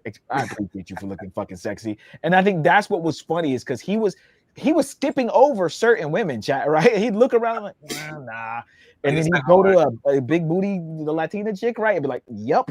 So that's what's funny. It's I would market it as like, yep, like yup, or like, yeah, these are the bad chicks, and I'm only gonna shake their hands. Like you could do the mediocre chicks too, but I'm just saying, like, it was funny watching him skip over girls to get the baddest chicks. Sometimes I had to, not had to, but I felt like if it's 4 women and 2 of them are bad, I kind of shake all of their hands, but I can shake it in an order that I think from baddest to more average. And I think that would be fair, because if you don't shake the hands, then it looks crazy. It's like, shake your hand, forget y'all two. I'm out.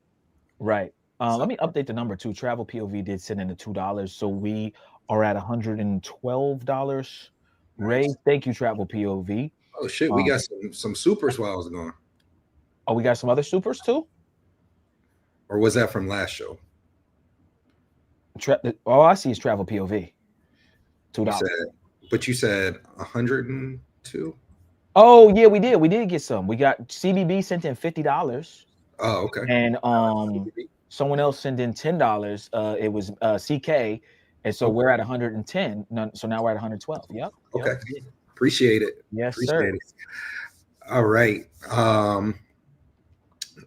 What did we want to talk about? You want to put the vertical, the other one back, the horizontal ones? Yeah. Let's do that. Yeah, let's do that. So yeah, so let's segue a little bit because we got a lot of topics to go over. And we're not going to be on too late. Okay, so as I said before, I think Flyboy, the Art of Riz, Flyboy was rizzing a lot of girls up. Let me bring this up and then we'll kind of transition. Flyboy got a live kiss. You know what I'm saying? That I caught. We got to bring that up. Hold on, hold the phone. Which one was Flyboy, you don't even remember the kiss? Oh, Flyboy don't even remember the kiss. Damn. Oh yeah, I remember the kiss. How do you not remember the kiss? So how many women do we have on the video? It was a lot. It was a lot. I ain't gonna lie. It was a lot. When we went to the club, it was this club right here. Hold up, let me bring it up. So we go here. All right, chat. This is right. So this is okay. Flyboy. We stay out, guys, till like the morning time, right? Flyboy walks his girl to the car.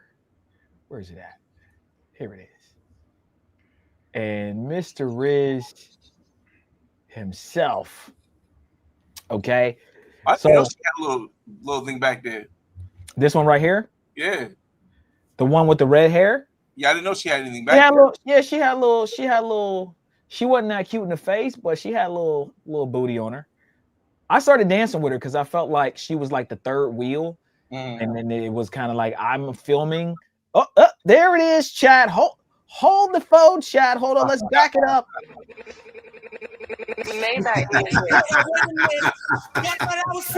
That's crazy. Yep.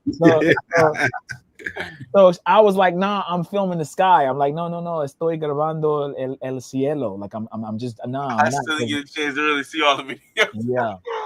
Yeah. So shout out to Flyboy. Let's freeze frame that, man, because man. So Flyboy, can you describe here? You know, play what was going on. Where were your hands located? Was on her ass, and then it was. I'm pretty sure it was wrapped around her backside, but I mean, you can see her eyes are closed. So I mean, at least I wasn't that. It wasn't too one-sided. But I think I kissed her. But it just looks like I'm leaning up and she kissed me. But I think I kissed her. So Okay. Yeah. Hey man, look, Chad, we're showing you the art of Riz in real time, guys. All right, We got to break down that. We got to see an Art of Riz for that. See what I'm doing with the Art of Riz is that I'm focusing more on the introduction, because again, I could do Art of Riz with a bunch of women because I got videos, but I want people to see how I meet them without it being interrupted, because then they can't say, oh, she was a pro, or they say, oh, you met her off of Tinder. No, I met her in person, and then later on that trip, we hung out with them. The same way as Kobe, the same way as Carlito, the same way as G, like the same way as Al, same way as Steve. Like everyone, for the most part, met women there and then proceeded on. It wasn't like we had, Now I did have one or two I did have one, and that was the first one that I knew from last year, but the rest of them all knew this year. And again, I don't try to get a bunch of women. I just try to get a different variety, because a lot of people don't really care for variety. I want the variety. I want the light skin thick one. I want the light skin skinny one. I want the brown skin one. I want the dark brown skin one, skinny one. I want the stripper. I want the church girl. I want to give a full inclusive, because I think that's what a lot of people missing on their channel. And I still have yet to see anyone's channel who's as inclusive with the culture as I try to get on my channel. As far as walking in videos is a point. Just right here, look at this. This not just me. Don't just look at me. Look at Carlito. Look at look at Al. Look at Steve. Look at everybody in this thing. They got their own vibe. They got it, and so again. And they were cold. Like everybody was shooting like Steph out there, man. And the thing is that, I feel as though there is a section of you say the travel section. I'm not gonna say black travel. I'm just travel in general, where there are people who aren't as comfortable talking to women, and you can clearly see that there is a disconnect. And a lot of people that have that disconnect will get more people watching, because people like to see that disconnect. People like to see that guy who doesn't know how to talk to women fumble. And there's nothing wrong with that. I think that's great. But it's also great when you see genuine connections, and where they're both vibing with each other, where they're still interacting with the camera. It's just, again, I heard somebody say it before. There's a lot of guys, and it's not a good thing or a bad thing. It's just not the way I move. There's a lot of guys who bring women on camera but don't really interact with them. And to me, it doesn't matter how good your girl looks, because quality. And I put a video out. You can't show this video because it's 18 and over. I put a video out that says with the girl that everybody likes, the woman that everybody likes, thick, big butt, big breast. She's dancing in the swimming pool. She got a bikini on. She's dancing. And I said, quality can't be based on how good the woman looks, because then it's all about money, because you can buy the best looking women. But what you can't do is get the best looking women to want to be on camera and have an interaction like something like this right here. Like she's not going to want to sit and hug you and dance on camera. She's not going to want to sit and talk to you on camera. She's going to sit there. You're not communicating with her, and she just looks pretty. Therefore, she becomes like a trophy. And I think that's not quality. Facts, man. And hey, man, shout out to what was his name again? Kobe. Shout out to Kobe, man. Playing like Kobe. Did you see Kobe kissing on camera? Yeah, he kissed her too, bro. Yeah, man. I love big booty Latina. Playing like Kobe out there. Shout out to Kobe. Shiki, shout out to the Shiki. Said the 2015 Golden State Warriors. Everybody gonna get to eat. Yeah, that's what we was playing, like the Warriors. Yeah, they had KD. They lost like 10 games all season. That was crazy. So speaking of Riz, Flyboy, you've rizzed your way into a situation with the scopolamine, aka what, chat? The devil's breath. Oh man. The scopolamine queen. We have to talk about that a little bit here, man. Okay. So I'm gonna say this before we jump into it. Chat. A lot of these women, they travel around. Okay, they go to Cali, they go to Medellin. Some of them go to Panama. They're all over the place. A lot of them go to Cali. A lot of them go to Cali. Actually, Cali is a spot that a lot of them fly to. Flyboy ended up linking up with the Scapolamine Queen. This is a woman who literally have scoped, I don't know how many men, probably hundreds, I don't know. And the Riz, okay? The Riz, because we're talking about Riz, somehow she has a change of heart, chat, okay? She has a change of heart, okay? She meets Flyboy, and she starts to cry and break down. She goes, I can't scope him. I can't do it. I can't do it. All right. Flyboy, how do you pull this off? How do you link up with the Scapolamine Queen? You show her such a good time. It had to have been maybe some, the Riz, the charisma, your personality. Can you describe, kind of just tell people what happened, how you linked up with her? And is this live still up? Did you take it down? Where is she? Of course, I'm not going to point to who she is because I don't want people to link it. That's why I'll talk about her, but I never talk about her on the video where the live is getting played of her. But yeah, of course, I don't take any videos down. If there's a video that comes down off my channel, it's because YouTube took it down, and it's not really that many. Maybe 4 in my whole 16 years on YouTube got taken down by YouTube. Only 4. So all videos are up. The thing about it is that a lot of people come when they say Riz, they come off as a game, as something who you're really not. And that's what a lot of people. So a lot of people's Riz is creating a character who they really aren't. But for me, my Riz has always been just showing people the truth of who I am and what I stand for, and the honesty, the straightforwardness, and the respect that I bring with when I talk to women.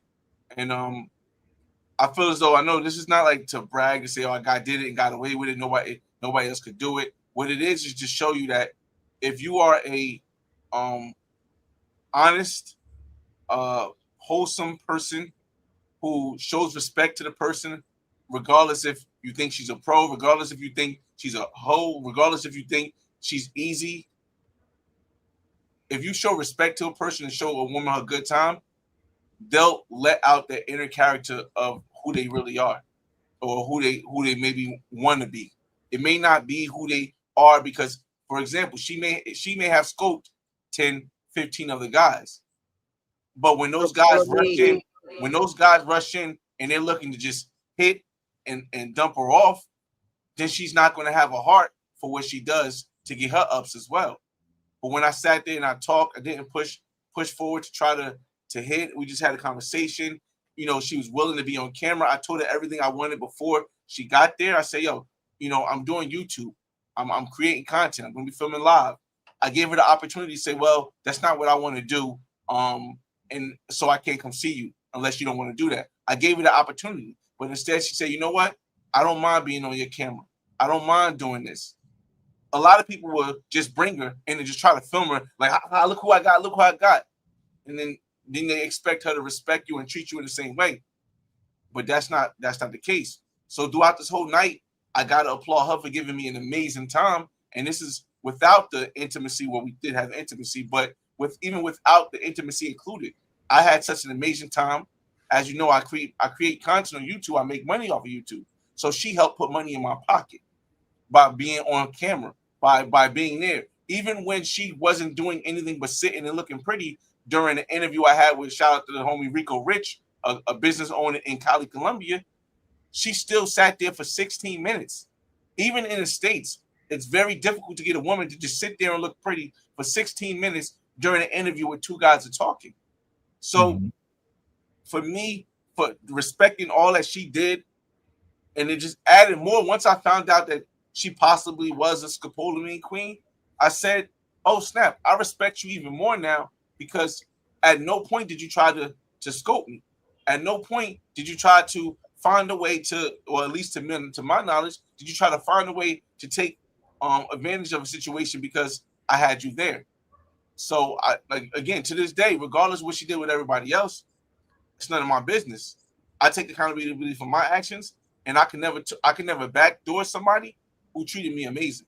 So for me, to me, she was amazing. But again, being as though I do have responsibilities, I am one of the rare guys who actually raise their kids by themselves. Like my son lives with me; he's with his mother right now on the weekend, but he lives with me, goes to school every day. I couldn't risk the second time of her having a change of heart. So because I didn't want to risk her having a change of heart, I couldn't go out with her the next day. I really wanted to. But again, to me that time will always be a amazing time, and because of how I'm guessing that's the reason why it went the way it did. Al, did you have a question? Oh, shout out to Travel POV. Go ahead, Al. You can read it. Sorry. For the fundy, I learned so much from you all, from example with live streaming with a phone to Flyboys content and so many others. You all really inspired me to grow my own channel. Much love. Shout out to you, Travel POV. Thank you, bro. Yeah, and Flyboy was one of the people that kind of inspired us to go to Medellin for the first time. So for it to come full circle and to work with him, I thought that was really cool. When we were going to Medellin, I always say this, there weren't a lot of people doing consultations at that point, and it was kind of new to go over there. So we did research. We watched several people's videos, and Flyboy kind of had the play-by-play guide. And I saw it.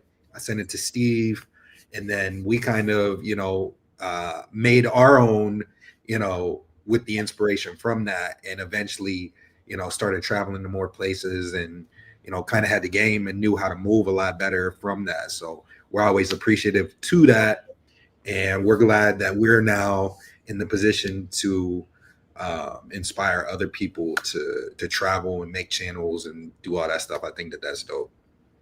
Absolutely. So I wanted to ask a few questions about the Scapolamine Queen. Scapolamine, aka what, chat? The devil's breath. Did you inform her that you knew who she was at any point, or did you just let it go and not tell her, I actually could have turned you in, or people kind of identified you as this girl, I don't know what's true or what's not? Or did you just kind of let it go? You know what? I'm back in the States now. She's where she is. I'm not even going to bring it up to her that I knew what happened or I know something about her. Okay, so as you've seen in the video, during the course of the night, I didn't know for most of the night, or for the beginning of the night, what was going on. I didn't get a chance to even check the messages like all the way and read them until I got to the interview. So I had no chance at the when we was dancing. I had no chance during the interview. And after the interview, we went to my crib. So you guys kind of, if you watch the video, you know what happened during my crib. Now in the morning, I had to give her a reason why I didn't want to hang out with her tonight, because I made a big thing about us hanging out, getting dressed, going shopping. I said, hey, listen, I heard some things about you. Of course, I'm not going to say exactly what I heard, because that's confidential information I got from a close friend. So I'm like, I heard some things about you, about some people, and for those reasons, I really got to say I can't tell you what it's all about, but I enjoyed your time, and we can't go out tonight. We can't go out tonight because I heard something. She's like, heard what? And like I have a whole list of messages that she sent where I just didn't respond. And for me, that was the easiest way to show her I appreciated her, at the same time as not tell her the full stuff that I knew. So it was like, I can tell you I appreciated you, but there is a reason that I'm hearing from people, and I'm not going to tell you what it is, that I can't hang out with you. I felt as though, based on how she treated me, I owed her that much, even though I couldn't tell her the whole story. Because you can't give one confidential information to another confidential information, because it doesn't sit well on my morals. So, but for me, I had to say, listen, I just can't hang out with you. So she sent me a couple messages. I didn't respond. She blocked me on what did she block me on?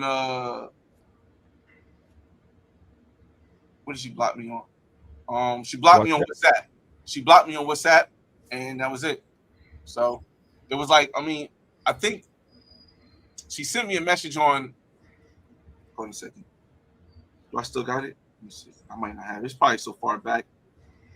but I think she sent me a message on the actual phone thing. Well, after she blocked me, but it wasn't really nothing big. Yeah, so Flyboy, there are a lot of people that Al had mentioned even earlier that are in your comments. They're very upset. We have one of our supporters, Des Mitt, very infuriated that you didn't turn her in, Right. just because, you know, it's kind of like, you know, people may make a correlation to a serial killer or somebody. I mean, obviously she may have killed anybody. We don't know if she did not, but you know, we talk a lot about women who are scoping on our show. You've made a video called "How to Not Get Robbed or Drugged." I think in Medellin, we have these situations where men are getting attacked by these women. Your experience with her was great. But what do you say to the people who are in your comments, not, you know what I mean, leaving negative you know, notes on your stuff, but also the people that are like, man, why didn't Flyboy, he had a chance to turn her into Obi Land or whoever, why didn't he do it in kind of, what's your take on that whole scenario, I guess? Well, I'll say there's not going to be a possibility of them understanding it the way I understand it, because most of them don't own businesses. Most of them don't have houses. Most of them are not trying to buy a condo in Colombia. And most of them aren't going to understand that, yo, I'm not getting myself involved with cops or cartel or Scopolamine queens by turning them in if I know I'm going to be there often. It's not a good business decision if you're a businessman, and it's not a smart decision if you're going somewhere often. This is my third time going to Cali, Colombia. So you think that if I somehow set it up to get found by Obi Land, for whatever reason, y'all trust him that much, I don't trust anybody that much with my life. Y'all think that I'm going to put your life over my life by turning her in, and then the next time I go to Cali, something happens to me? It doesn't make any sense. Secondly, I'm owning property. I'm spending $65,000 to $85,000 to buy property overseas. Do you think in Colombia? Do you think that I'm going to purchase property, maybe in Cali, maybe in Barranquilla, and then turn around and have an issue where I'm dealing with cops and now the cops know who I am, or dealing with women who say, yo, he was the last person I hung out with, and all of a sudden this happened to me? Again, I don't expect them to understand, and it's respectfully, that's the thing, because they're not in the same situation that I'm in. So for them to feel that way, yes, of course, her being a role, I know the whole not backdooring thing played the major part because that's my principles, but I also look at it as a businessman, and a lot of people don't because they don't have that business. I don't know if Obi Land owns a business in Colombia. I don't know if he frequents Colombia often because he lives in England. So again, when I tell people I'm not Batman, I'm not the police, I'm not the commissioner that's going to put the thing in the air so Obi Land can come save the world from the Scope Kings. That's not who I am. Who I am is I'm a black man from Newark, New Jersey, who made it to millionaire status, who just sold a crib in Miami, who's on Miami Beach, who's now taking that money to go buy a place in Colombia, who frequents very often and records everything in Cali, Colombia, who's not going to turn in a woman who lives in Cali, Colombia, who treated me amazingly because she scoped 5 other dudes who may not have took the accountability for what they did to allow her to scope it. It just doesn't make sense. It's lame. Al, did you want to chime in? Yeah, you asked the question I was going to ask. I mean, that makes a lot of sense, you know, not wanting to ruin, you know, your relationship with Colombia. We've seen recently, you know, with the whole Rello and Kid Greatness and Austin, how they weren't willing to throw away their relationship with Africa for him and with Nairobi, Kenya for him. You know, I understand it. I understand both sides. Can't really say how I would have responded to that because, you know, without being in that situation, it's tough, especially if she did treat you well. And, you know, like you said, you're not Batman, you're not this, that. I understand it. I think with our channel, you know, with us going over all of the deaths and scoping and things like that, I may have done something a little bit different, but it's hard to say what I would have done in that situation. It is a slippery slope, like you said, and you don't want those real problems with cartels. Cartels are real. Like, they're the people setting all this up. So it's not even just her. It's them orchestrating all that. So yeah, that's a good way to look at it. I think a lot of people, Desmond, I think a lot of people I don't expect to understand, because again, you have to really be a businessman to understand what's bad business. I'm pretty sure you can ask any person who owns property or owns a business in their establishment, would they call the cops, or would they trust somebody who's not from Colombia, who they don't know, to protect their name when they turn in a girl who scope people? I mean, a lot of you guys, I guess you would, but that's mostly why you're in the predicament you're in and why I'm in the predicament I'm in. Like, so it ends up being that way because your actions and the way you move throughout life is going to put you where you're at. My actions and the way I move without life put me in front of a woman who might have scoped up to 10 people, who might have robbed a bunch of people. And she came to an apartment that had a jacuzzi, a pool, a computer, because remember, I was live streaming 24/7, an Apple laptop on the desk, cameras, money, phones, yeah, $1,000 worth of stuff in a little bag, and she left with nothing on her own recognization. I didn't tell her to leave. She decided to leave on her own because my character didn't allow her to want to do to me what she's done possibly to 10 other people. So a lot of people, if you want to move the way you want to move, continue to move the way you want to move. But see, here's where a lot of people get it wrong. They say, Flyboy, you're so black empowerment. How could you do this to us? I put myself before I put black people. I put my family before I put black people. I put my close friends before I put black people. And then I put black people. So I'm not going to do something that could damage me to help out black people, because in the long term, myself and my family is going to always come first. And the best and what's good for the community in this situation, it's not good for me, especially with me going on a property in Colombia.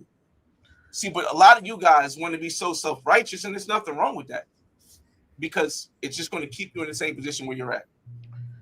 Right. So I'll comment real quick and just give you my synopsis. I want to say too, we might open up the panel later. Anybody, I don't know if Flyboy will have time to stay or not, but we still might open the panel, and we could talk about it. Anybody that wants to talk about this topic or wants to come up, we can talk about it if we have some time.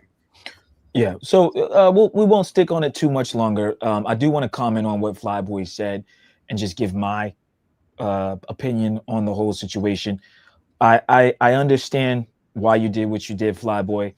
If I were in your position, and this is just me, and I felt that my life could be at danger, you don't know who these girls know. You don't know what kind of cartel they're dealing with, if there is one, and you definitely don't want to put yourself in trouble. I think what I would have done, and I know Al may not say his, but I'm gonna say mine. I would have probably just if I felt that my life would have been in danger from her, and I know I'm going to be there, or she may know or see me out somewhere or something like that, or have my information, I would have at least given her information up to the authorities and or Obi-Land, and they could try to get her. I'm not setting it up for you. We're not going to do the sting where I'm in there and you get the cameras ready and the hidden cameras. You're not going to mess up my trip. You're not going to mess up my piece to try to get a clip or to get her. I understand that she's done what she's done. We talk a lot about men's safety. So here's her WhatsApp. You guys can act like you met her before and see if you can get her. This is the information I know about her. That's all I'm giving you. But I'm not giving you the location. Y'all coming to my crib. We going to meet her at this bar. We not doing that. I live here. I'm always here. And I want to help, but I'm not going to put myself comes first. And so those of you who are upset with Flyboy, you do need to understand that when you live somewhere, when you are somewhere, you have to move differently. Gotta know how to move because you're there. Al's in CTG right now. He's not just in CTG for a few days. He's in CTG for an extended period of time. If Al does something to a chica or we know he live right here. Oh, yeah. We're going to send them boys outside of his crib. Yeah. We got them. Right. And best believe they'll get you. So Flyboy was in Cali for an extended period of time. This wasn't a 1 week thing. He was there for a few weeks. So he does have to move. Play it again. Gotta know how to move differently when you're dealing with Scapolamine, the devil's breath. So I understand that if it were me, though, like I said, just because of what we preach on our channel and what we talk about, I would at least had to, hey, man, look, Obi-Lan, or hey, this is it. And also, too, I'd have probed a little bit. Like, okay, what information do you have? What guy is like, where's your sources? You're not just going to have me just give up something and I don't even know for sure if that's her. You're just asking me for shit. And then no. Right. So you have to protect yourself, guys. I'll let you go in a second, Flyboy, but you have to protect yourself, guys. When you're in these countries, they can snatch you up and take you away. And there's nothing anybody can do. My bad. Go ahead, Flyboy. I was going to ask, how close are you with someone that you can trust them with your life and them to do the right thing with the information you give them that you never met? Yeah. Like, I mean, because a lot of people saying you should give him the phone number. Give it a WhatsApp number. Give him all that information. How close are you with him that you know him well enough that he won't mess up your stuff and get you jammed up? Because I don't know him at all. I don't know Obi-Lan. I would have to get verification of what he's talking about before I gave up anything. Well, what girl is it, and what proof do you have that she's scoping people? For me, okay, so I guess there's a difference here.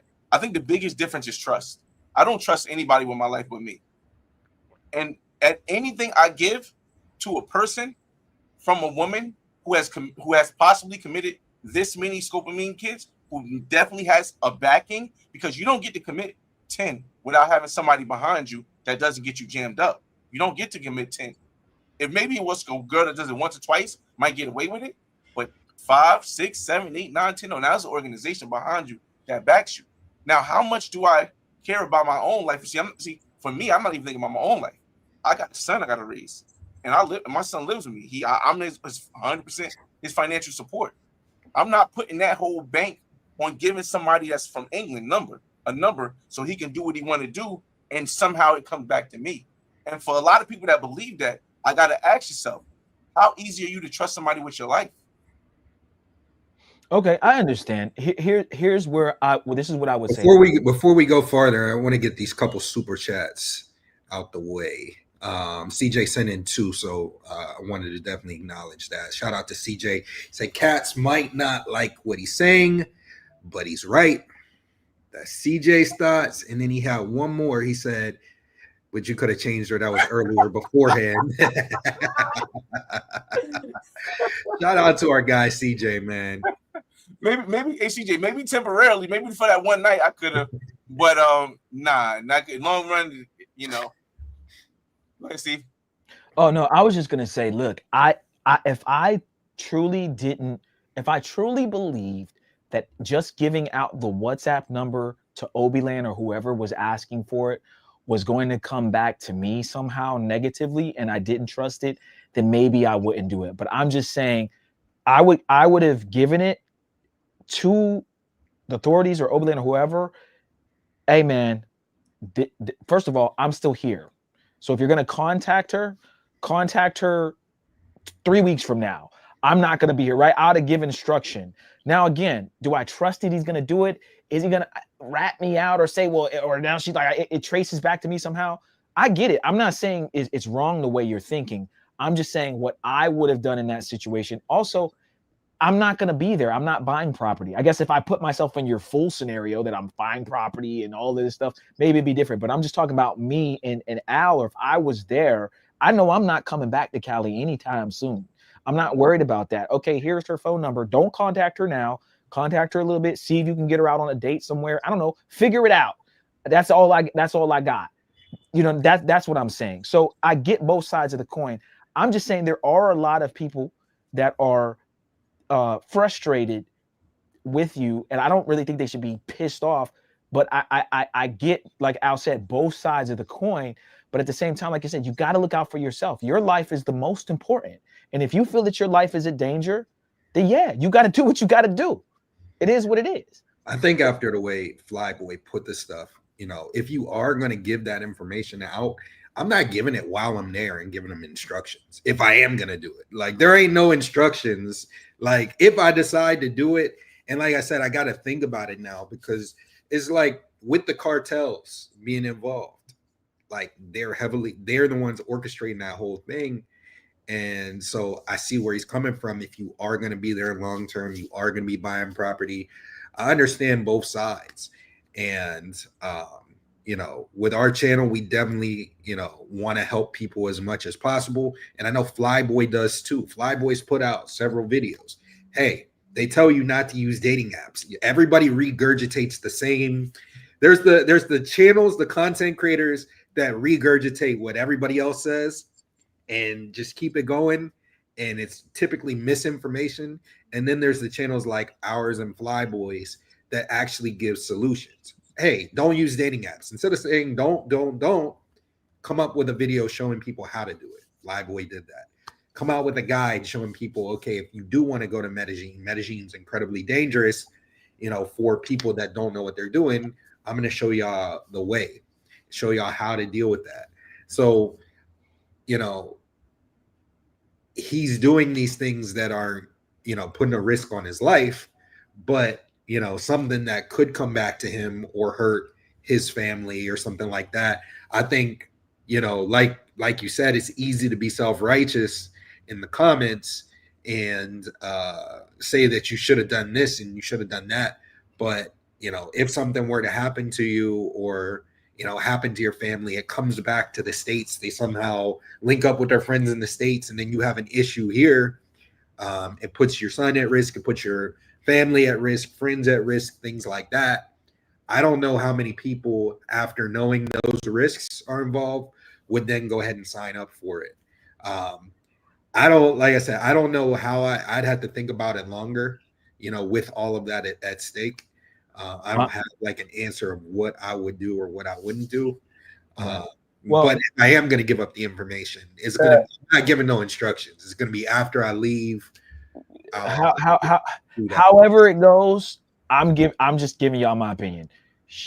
I'm giving her information up. Someone's going to get it, and we're going to try to get her at some point or somehow. If I can confirm she's actually the scopolamine queen, I'm just being honest with it. It just is what it is. But I understand Flyboy's point of view. The last thing I'll say though on this, and we can kind of close that out a little bit here, but I just want to say, and maybe open the panel if we want to, but I want to say one last thing. And we talked about this before, Al. Women have feelings and they change their mind. And oh, I had such a great time with Flyboy, and oh my God, it was great. And he bought me a bunch of drinks and I didn't scopolamine him. Oh my God. The devil's breath. Tomorrow she's hungry. Tomorrow she needs more money. Tomorrow times it's hard, right? She's not making the bread. You know what? You know what I'm gonna do. Scapolamine. Right? So we know how women are, bro. You had a great time with her. She had a great time. You got the Riz. That's what I said. You, Flyboy, your charismatic Riz, right? You can pull that off. Kids don't try this at home. And I need to say this. Everything you've said so far, Flyboy, kids don't try this at home. Curly Fry at Petronio Alvarez, kids don't try this at home. This is not all easy. We make it look easy, Flyboy. We make it look easy, but it's not that easy. Only you could pull that off. So what I'm saying is I'm giving it up. Pause. No Diddy. I'm giving up her information because I know these other ninjas can't do it. They can't do it. And I'm telling you, she's going to probably end up scoping somebody. She just liked you. Women are about their feelings. They change. They're like particles. They disappear and reappear somewhere else in fucking time and space. You don't know what they're feeling that day. So I would at least at some point give her up to the authorities. Hey, this is what I think. Done. It didn't even have to be now. If you did it 3 months from now, there's no way that it's going to come back to you, in my opinion. That's the thing. And here's the thing. I would never give it up to the authorities. I would never give up to Obiland. because that's not in my morals. I'm not backdooring anybody. Respect. But if you're intelligent, which apparently a lot of people in the chat and a lot of people aren't, I've told you a story time of what happened. I also told you I made a live video. If you match the story time with a live video, you now have a heads up to who to look out for. But a lot of people didn't see that. They don't see that. Oh, shoot, Flyboy made a story time. Oh, shoot, Flyboy has a live video. Maybe I can find out the woman that he's talking about, and then I could be on the look for it. So to me, to my subscribers, I gave my subscribers a heads up to what to look for without telling them this is who you need to worry about, or without telling the police. And that's more than what anybody else is trying to can have done. Mm-hmm. Because now my subscribers can be like, you know what? I've seen you and I mixed it with this story and I'm going to leave it alone. Now, if you don't watch the video, you don't want to do the research, you want to listen to the story, and you don't want to go check for the live, that's on you. The issue is a lot of us don't want to take accountability for our actions. Whatever happened to the next person, it's their accountability and their actions that caused that, not mine. Because me, I made it through smooth sailing. And a lot of people, that's the issue. Everybody wants somebody else to save them. Save yourself. Let's get the likes up on the video. Dropping some sauce, dropping some game. This is a dope ass live. Please get the likes up. We get the likes up to 50. We'll open the panel possibly if we have time. Yeah. Well, that was kind of my final thought on it. I don't want to go. I mean, we could talk about it for a while, but I think that was really my final point on it. Al, did you have anything else on the scopolamine, the rizzed up scopolamine queen by Flyboy? And again, Flyboy, again, pulling that off is great. And someone just said it in the chat.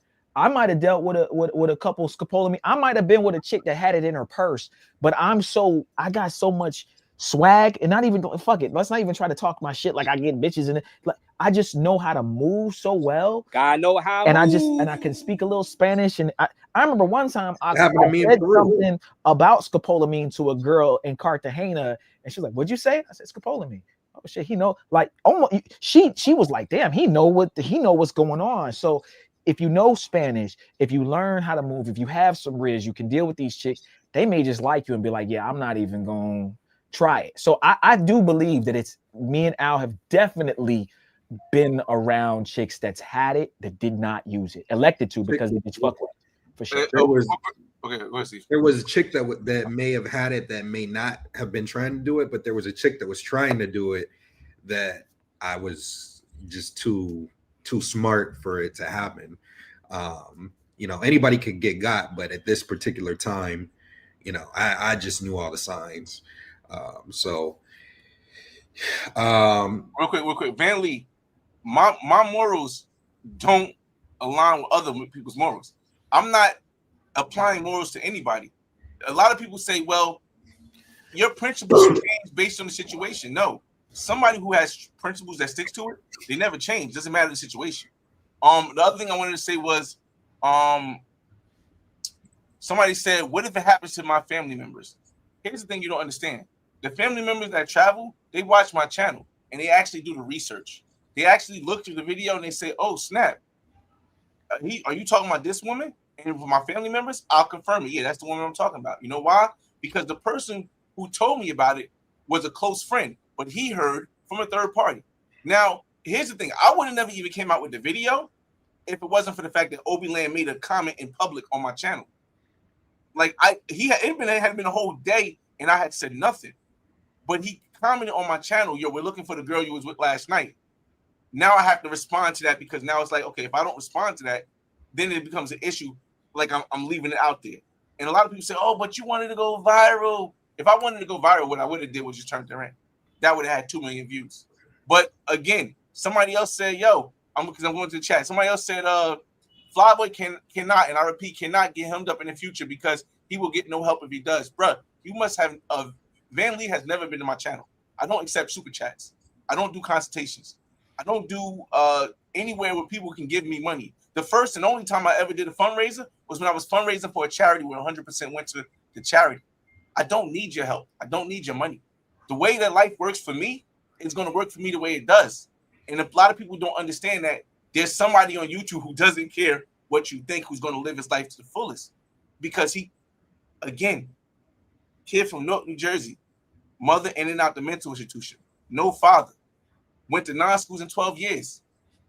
I'm a millionaire who owned a place in Miami Beach on the water, getting ready to buy a place in Colombia. I own 2 properties. Both of my kids, when I pass away, are going to have a house. I've traveled the world. I put a guide together to help people to get to multiple different places. I have a 29 million view video. I have a million views. I have a 29 million view short. I had a 1 million view video, and I gave help to people for free when I didn't have to.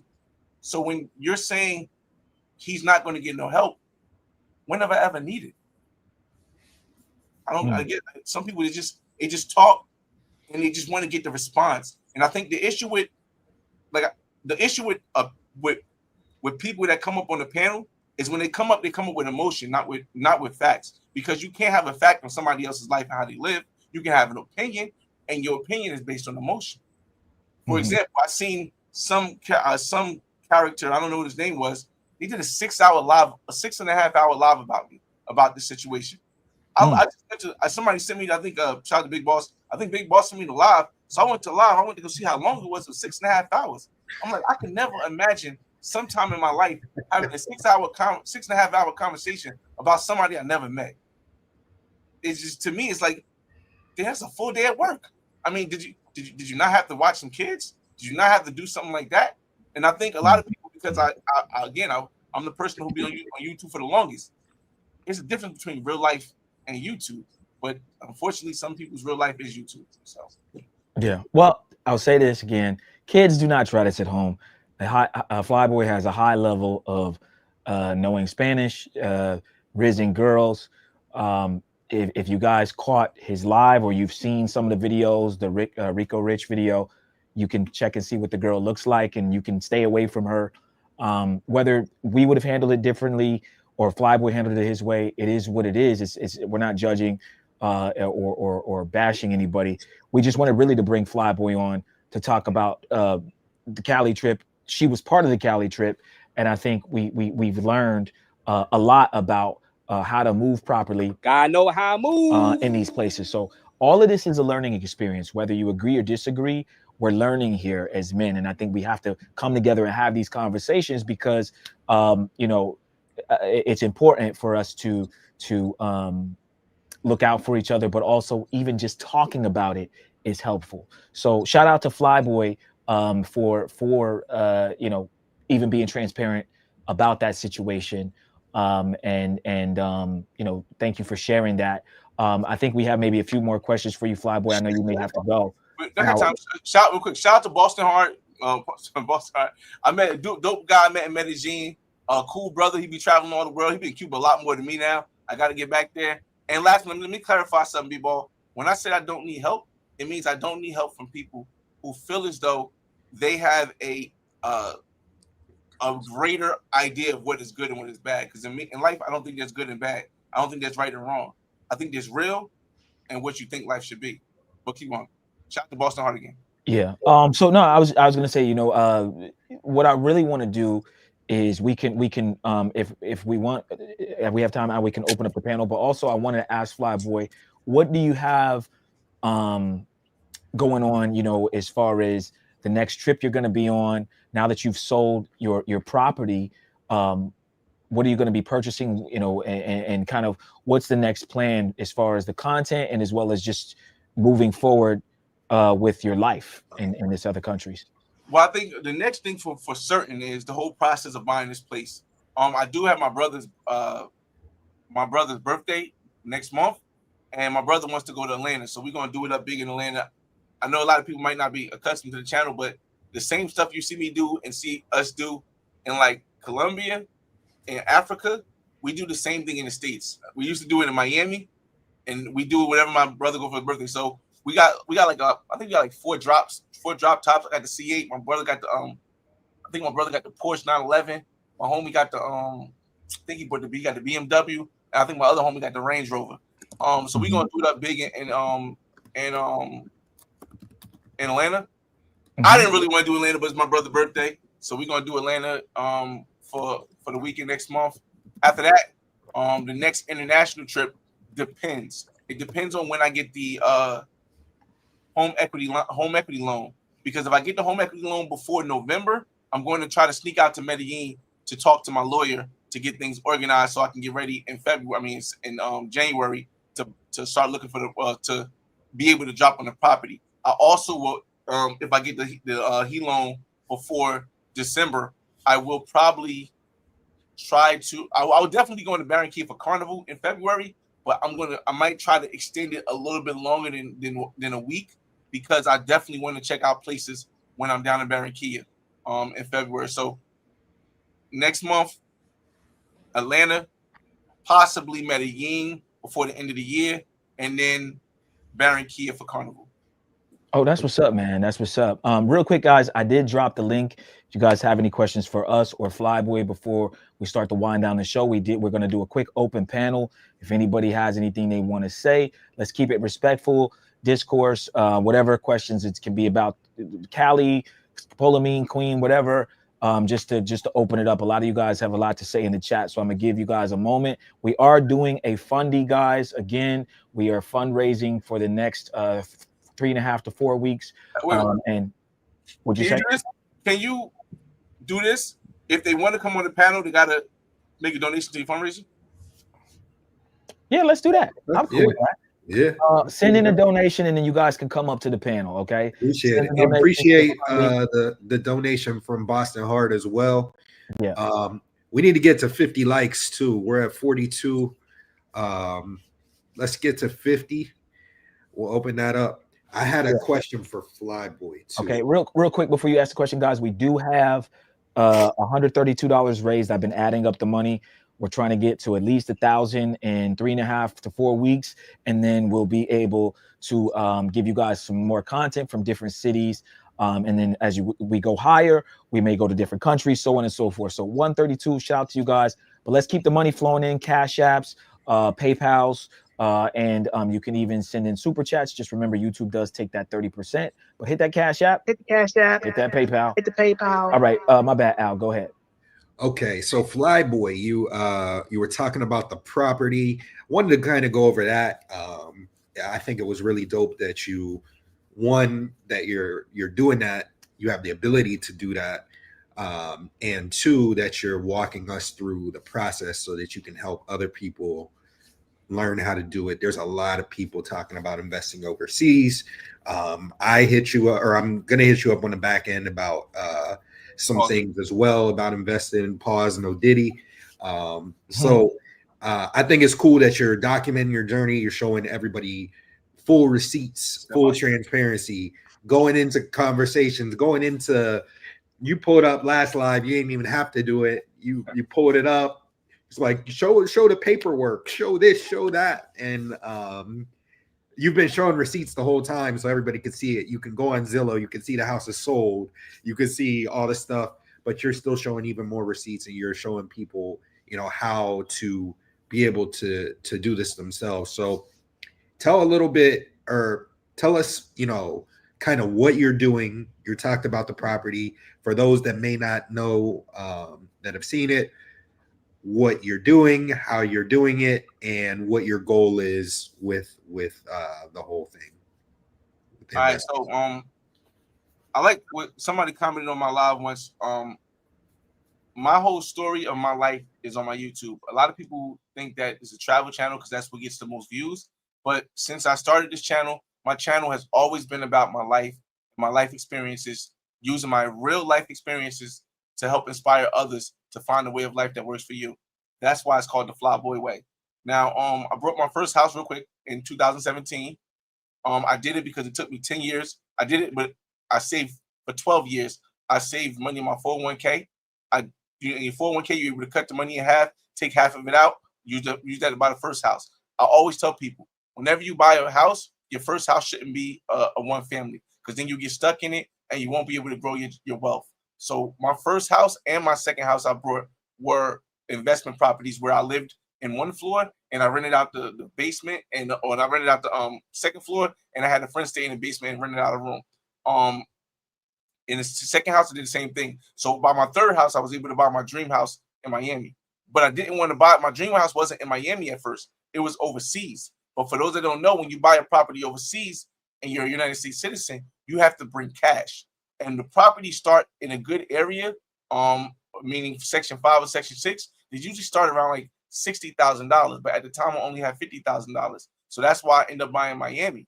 I kept Miami for a while. Things were going great. But then, as you know, the Champlain Towers crash was a condo crash that happened in Miami Beach. The government changed the laws, and thus I felt as though it wasn't as safe to keep a condo. I tried to sell my condo, but because they made the laws different, a lot of people didn't want to buy condos. So my condo had been on the market for a year and a half. I had lowered the price until almost the point where I said I wasn't going to lower it anymore. I made $20,000 more than what I said I was going to lower it. The lowest at $200,000, but I sold it for $220.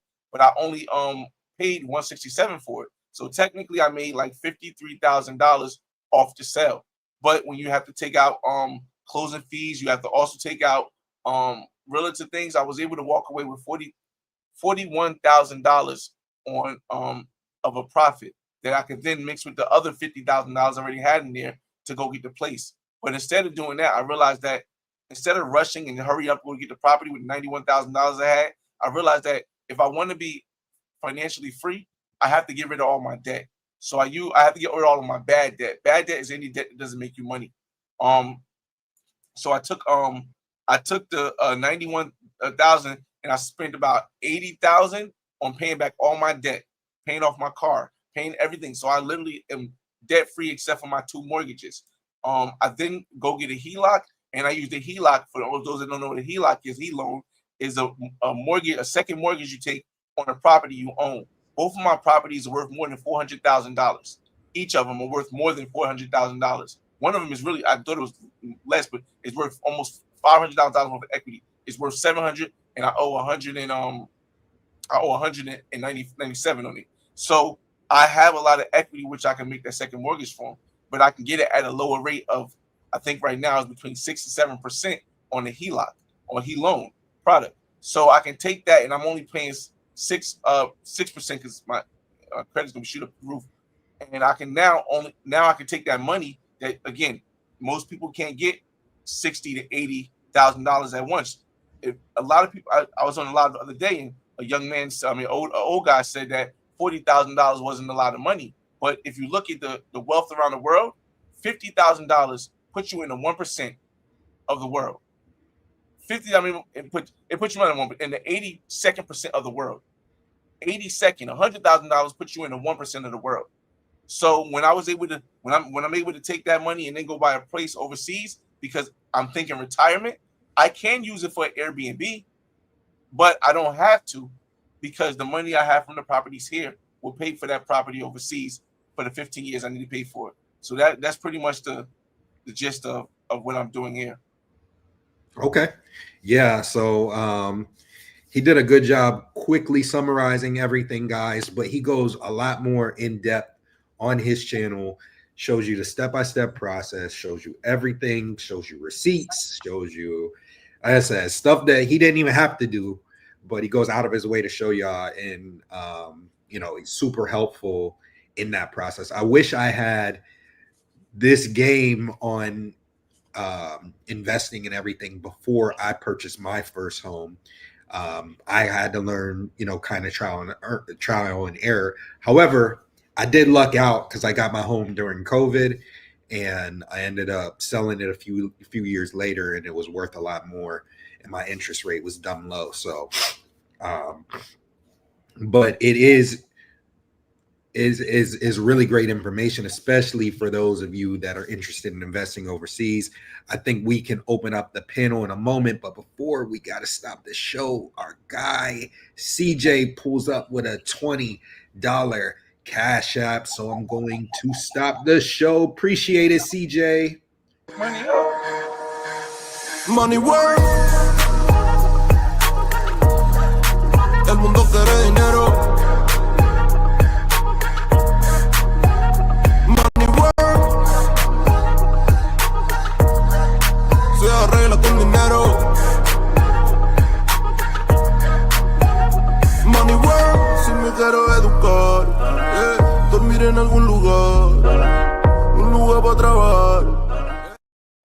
Shout out to CJ, man. Thank you so much. That's not it, Al. There it is. There you go. Boom. Shout out. Thank you, brother. Thank you. And we can open up the panel now, unless you had something that you wanted to talk about. Of course, I'm not able to tell you my annual returns because that will give you an insight on my cash flow.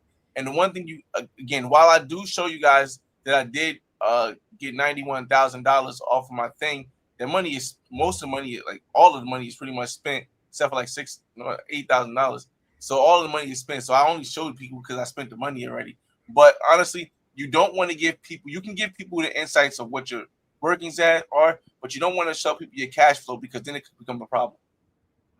100%. Yeah, man. Yeah. So, yeah, guys. Again, if you want to join the panel, just send in a Cash App or a super chat or PayPal, something, and we can definitely add you on if you have a question for Flyboy.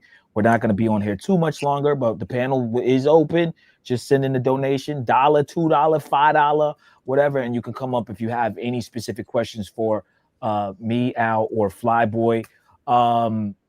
So before we kind of see if people come up and wind down, I do want to ask a couple more questions for you, Flyboy, before we do that. So you are traveling around the world. You had a whole thing where you were going to be meeting different women, possibly starting a family. There was a whole thing that you were going on, like a campaign where you were kind of like doing this kind of different thing where you would fly here, take care of this family, fly here. Are you still doing that, or have you completely scrapped this whole idea? Because I'm just from the outside looking in, it doesn't seem like you're still implementing this thing that you had came up with. Building a legacy is something that I will be doing to the day that I die. Building a legacy isn't just having kids overseas. It isn't just building families and bringing generational wealth to other countries. Building a legacy is everything you do that people will remember you by. That's why when we had this conversation even about the Scope Queen, and a lot of people were saying, "Oh, you're so wrong, you're so wrong." I'm like, it's not about being wrong. It's about being real. Because if you're not really who you are, then you're just trying to impress everyone. Now, as far as the building the legacy thing, of course, I do pick women who I think could be there. But again, things over time change. For example, I was building a legacy with my woman in Colombia who I knew for 7 years. I knew her for 7 years before I decided that she was the one I was going to do it to start it off with. Unfortunately, because she's in Cuba and I wasn't able to go as frequently as she ended up getting pregnant. But you know what? It was during the pandemic. I said, you know what? I could take it. I'm cool with it. I'm cool with her having a kid in Cuba and having my kid, because I feel as though in Cuba, because it's cut off for the rest of the world, it's better to get a girl that has a kid already so that your kid doesn't feel lonely in Cuba. So it worked out. But then she had another kid. And when she had another kid, I was like, hey, I got to cut you off. Now we can still be friends if I come over and because I know your mother, I know your brother, I know your family, I know your like we could still be friends, but there's never going to be any money sending, and it's not going to be talking on the phone all the time. So that was how that went. As far as the one that I had in Colombia, unfortunately, she decided she wanted to go on the ship and work on the ship in the Netherlands because she just got her EMT license. So she wanted to take that EMT license and travel the world in a cruise ship so she could do that, which now takes her out of Colombia. And so while here's one thing that a lot of people, they usually cut women off completely. I usually still have conversations with them because I don't change who I am because the situation changes. I just change how we connect. So she still hits me up on WhatsApp, and Colombia still hits me up. So they're still cool. But as far as having children with them and building my legacy, generational wealth, it has to, right now it's just not. Well, one is definitely not going to happen, and the other one, is not going to happen right now. Let's say. So. Okay. Can you talk a little bit about, for those that may not know that plan? I know we've talked about it on our channel before. Shout out to Flyboy too for that. He pulled up, when we were a brand new channel pulled up, talked about everything. He's just been no glaze, but he's been one of the most genuine YouTubers that we met. We met a lot of people, and they're not who they are on YouTube in person. And Flyboy is one of those few people that is, the same way he is on YouTube. And just because you may or may not agree with his opinion, it doesn't change my perception of Flyboy. So shout out to him for that. But tell them about your legacy plan. I think it's very unique. I think that it's interesting, and it's not for everyone. But I think that it makes sense, for the right people. Okay, so the whole concept summarized about building a legacy is, as a black man from Newark, New Jersey, I understand that history exists, and the things that happen in history in the United States show me that if I only have all my eggs in one basket, there's a chance that my eggs can be destroyed, and my next generation or the following generation have nothing. So what I plan to do, instead of just building my legacy in the United States with my son and my daughter who's graduated high school, who's going to Ghana. My daughter's mother is Ghanaian. She's going to Ghana for the year for hair school.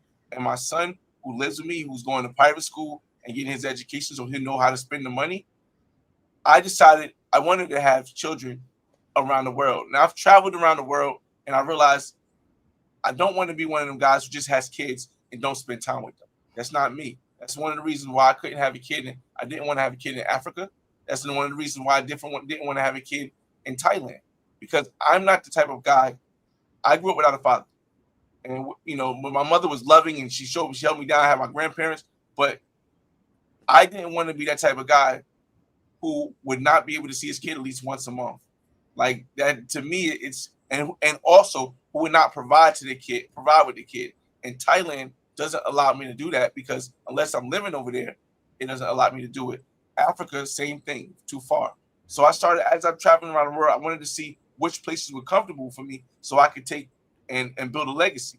But also with the legacy, it can't just be having kids. You have to provide that child, and you have to provide. Well, let's talk about just children. We're talking about children right now, because legacy is not just children, but right now we're talking about children. You have to provide that child with the same thing the rest of your children are provided with.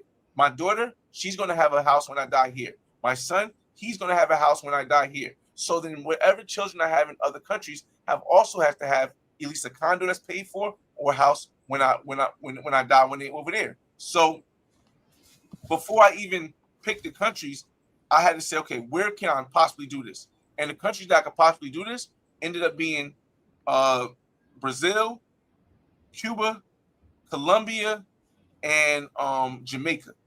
But Jamaica, because I seen how big nationalist is, meaning if you're not Jamaican born in Jamaica, they don't consider you the same way. And even if you're Jamaican and you move over here, when you go back, they still treat you as a foreigner, as somebody who they just bound your money off of. So I had to cut that off.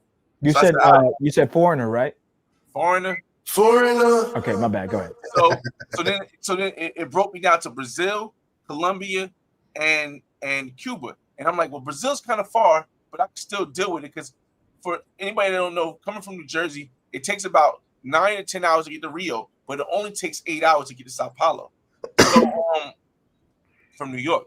So I was like, all right, so Brazil could still be in it, Colombia could be still in it. Cuba is going to be more difficult, but the price barrier for what I want to do is more possible. But then I had to say the language. Yo hablo español. Y cuando tú hablas el idioma de la país tú tienes un hijo, es importante. When you own a place, when you speak the language of the country you want to have a kid in, is very important. And the reason it's very important is because you need to have some kind of communication with the kid. Even if the kid is going to international school and learning English, their base language is going to be the language of where they're from. I knew Portuguese for about 6 months, but I kept it for 2 years. I mean, I studied Portuguese for 6 months. I went to Brazil. I had a great time. I was able to communicate a little bit. I was able to keep it up because in North New Jersey, we have a Portuguese section called the Ironbound section, where people from Brazil and people from Portugal come, and I'm able to talk with them. but I'm not able to keep that language because there's not many other places. I had friends from Angola, and Angola they speak Portuguese also, but I wasn't able to keep that language. So I said, there's no way I can have a kid in Brazil because the language barrier will be an issue, the distance will be a little bit of an issue, and more importantly, I felt as though Brazil is closer to the mind state of the United States than Colombia. So I said, you know what? Colombia and Cuba it is. And the only reason why I picked two is because I knew I could afford a place. After selling my place in Miami, I could afford to buy a place in both. Now, technically, legally, you can't buy a place in Cuba, but if I do have a kid in Cuba, the kid can own the place under their name. So, but again, remember, we held off on Cuba because it's the woman I knew for 7 years.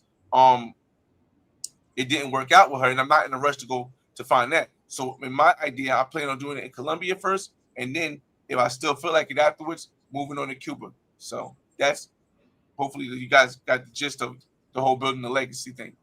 Yeah, so man. Now I won't end up my legacy and my family's legacy won't end up like Tulsa.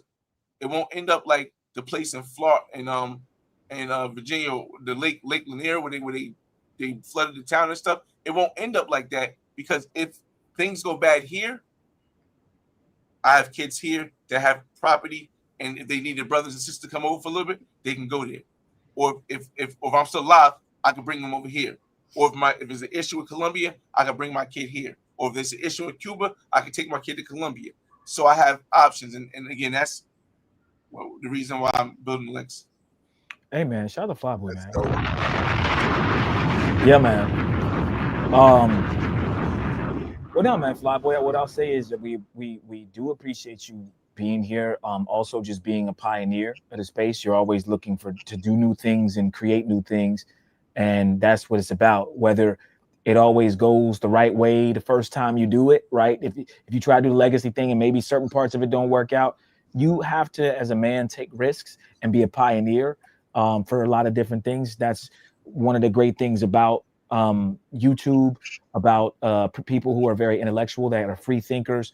We can always come up with different ideas, and we're always thinking. We're always thinking 10 steps ahead, and we're inventing in our minds different things. So that's one thing I do respect about you, and you know, you've inspired us, and then we take that inspiration and then do more or do stuff differently and inspire other people. So that's how it happens. So I think it's dope.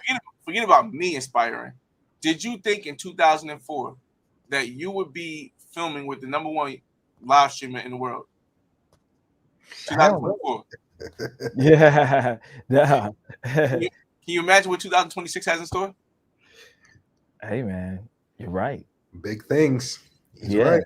Yeah, right, man. And we're in the final quarter of the year. We got a lot more ground to cover from now till then. But then who knows what's gonna happen next year? But I'm looking forward to it, man. You know, I think this was a really progressive live. You know I'm talking about I Show Speed, right? Oh, yeah. No, I mean that was this. Yeah, no, I mean I would have never guessed that would happen. And to be honest, bro, I you know, I hate to use the word, but I manifested that shit. You know what I mean? I was talking about that months and months ago. Steve, you know, that's true, because Steve would always say, yo, I'm gonna meet Speed. I'm gonna meet Speed. And then we just so happened to be in Cartagena, and then Steve was watching it and out the window. So he was watching on stream. Then we look out the window and I see his car pulling up to the beach. We hurry up and go down there, and we ended up catching him here. And we was trying to network here, but you already know how crazy it was here. But his cameraman, his battery or his live shit was fucking up, and I had mine with me, and I'm like trying to get on the bus. He's like, I need somebody who knows how to go live. I hear him saying it. I need somebody that has the same equipment or has batteries, whatever he needed. I had it all on me. By the time I got there, Speed was kind of just getting mobbed by people, but I knew I would meet. I got to shake his cameraman's hand when I met Speed the other day, a week or two ago. So yeah, man, like I've been working fucking hard, bro. Like between the fresh and fits and all the shit, bro, all the shit, motherfuckers stealing shit from me. Like I've went through a lot of shit to get here for the last like 5-6 years. So, you know, I'm not trying to say I told people so or, you know, whatever, but it's just like, you know how when people get to a certain plateau, they kind of have this attitude or they're kind of like, motherfucker, you don't know what I've been through. It is true. A lot of people that are at the top, you can't really blame them, or they're working their way to the top, like how they act. You don't have to be an asshole, but like usually to get somewhere, you got to work, man. It's not just handed to you. So, yeah. Another example. Al, from owning a property in Atlanta to being able to live in Brazil and have women that you over beckon, and then being able to live in Cartagena for a whole year. I mean, that's somebody's dream. Did you think that when you was putting together the house in Atlanta, you was gonna be able to have this amazing lifestyle? Nah, man, and that's a good point too, because bruh, it was tough. I was literally like for a year, like this was my dream house. Like this was my.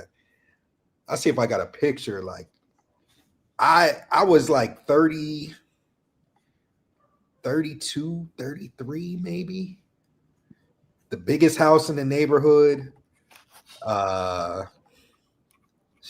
Biggest house in the neighborhood. Youngest person in the neighborhood owning it. Most space. And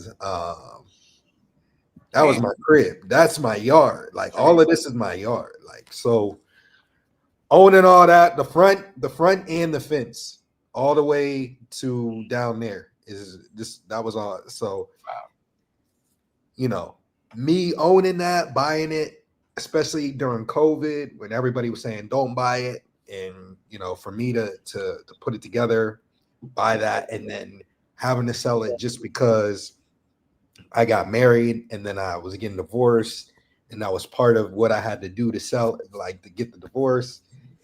You know, it's trash that I had to do it, and I look back at it and I'm looking at the price of it now. I was talking to my uncle the other day about what is that now, and I was like, but he's like, yeah, but look at all that you've been able to do, and I was like, yeah, that's true. Like to be able to live that dream, live in Brazil, go to Colombia, go to Peru, live in Colombia, you know, people would kill to be able to do that, and you know, all of that. So appreciate that. See, the reason why I bring this up is because I think that when we have conversations about things that we do, whether it's a Scapoleamine Queen thing or whether it's building a legacy, as Steve said earlier, the hard work it takes makes you a different person than the people who are just watching, who will never understand because they didn't go through that path.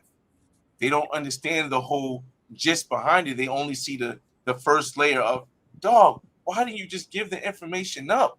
And then I go, well, there's a whole layer of reasons why that it took me to get to the point where I'm at now, where I'm able to have this lifestyle, or where I was able to live in Cartagena and go to Delirium every night, or Steve's able to be filming with some of the top celebrities and be at Chris Brown's concert in Canada on a Thursday. So a lot of people see that first layer, and I guess some celebrities have to feel the same way. You see that first layer, and you don't know what it took to get there, but you assume that the first layer you can judge how that person or what that person does on that layer because you don't know everything that it costs to get there. And I think that unfortunately is just something that happens in life. It's something that happens on YouTube a lot.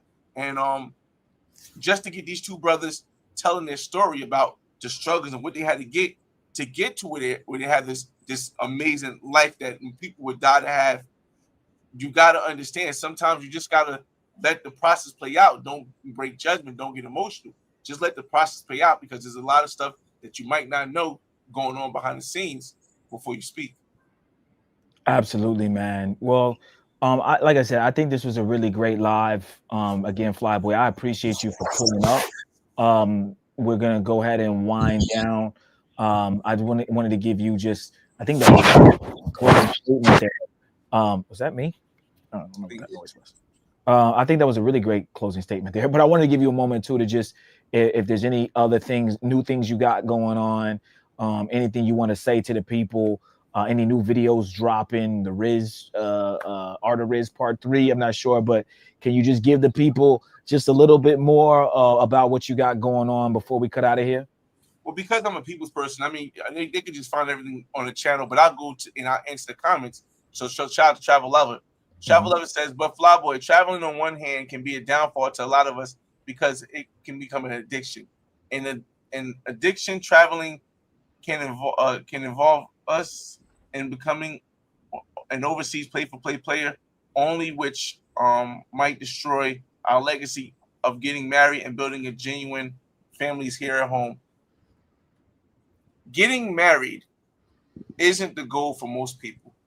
And I think as an older person, because I do believe Travel Lover is older, a lot of older people were, I hate to say it, but brainwashed into believing that they had to be married. They had to have the big house with the white picket fence. They had to have this lifestyle that may not be what they truly want and may not be what's best for them. Me personally, I don't think people wish to be a D student. I don't think people want to go to school to be a failing student. At the point that 47% of marriages end in divorce, it means that the marriage did not succeed. A 47 in school, a 47, which you got to go the other way, a 53 in school is a failing grade. So the plan that the people who came before you, Travel Lover, and other older people, they gave you a plan that's most likely to fail. What we're doing in this millennial generation, whether it's people who've been married and understand a new way, whether people who've never been married, is we're giving people other ways to make it and other ways to show their legacy than to tie their legacy to this imaginary thing that doesn't work 53% of the time. That only works 53% of the time. So while traveling may become an addiction, anything can become an addiction, it still opens your mind up to the world. How can you make a decision about your life if you don't know the majority of options you have? Traveling gives you those options. Facts. That's facts, man. That's facts. That's facts. Al, did you have anything before we wind down for Flyboy or any other final thoughts? I wanted to give you a moment too, just before we. No, I appreciate Flyboy pulling up. Shout out to Van Lee, even though he disagreed with Flyboy, he said, shout out to Flyboy though for having the conversation. Takes balls, no Diddy, but at least, you know, he didn't agree, but he could come to some sort of a common ground and at least have respect for you pulling up to the panel. And I thought that was dope. And, you know, like I said, y'all don't have to agree with Flyboy every single decision he makes, but he is a genuine person. He is here to help, and he has helped so many people for free. You can't even super chat. You can't cash app him. You can't do anything. And then when we were in Cali, not only, you know, did he hire us and all of that stuff, he took care of us, took care of the meals, took care of bottles at the clubs and stuff, wouldn't let us pitch in for them, you know. So there's a lot of people out here that, you know, criticize him and say that he's not, they don't think that he should, they think he should have turned the lady in or whatever. But, you know, I go by people's actions, you know, and Flyboy is one of the most genuine people, like I said, especially being on YouTube. People have a lot of different personalities, and a lot of people aren't genuine on YouTube. Me and Steve learned that firsthand. So shout out to him just for being the person that he is and helping so many people. Yeah, man. Well, Flyboy, man, thank you again for joining the panel, bro.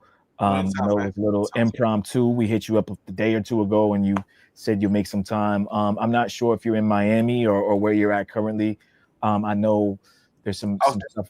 Yeah, I was talking to Check. Check is actually because I just saw the place. But it's crazy because Check, I just talked to Check the other day, and Check was like, he got something going on. He wanted to invite me to, but you know.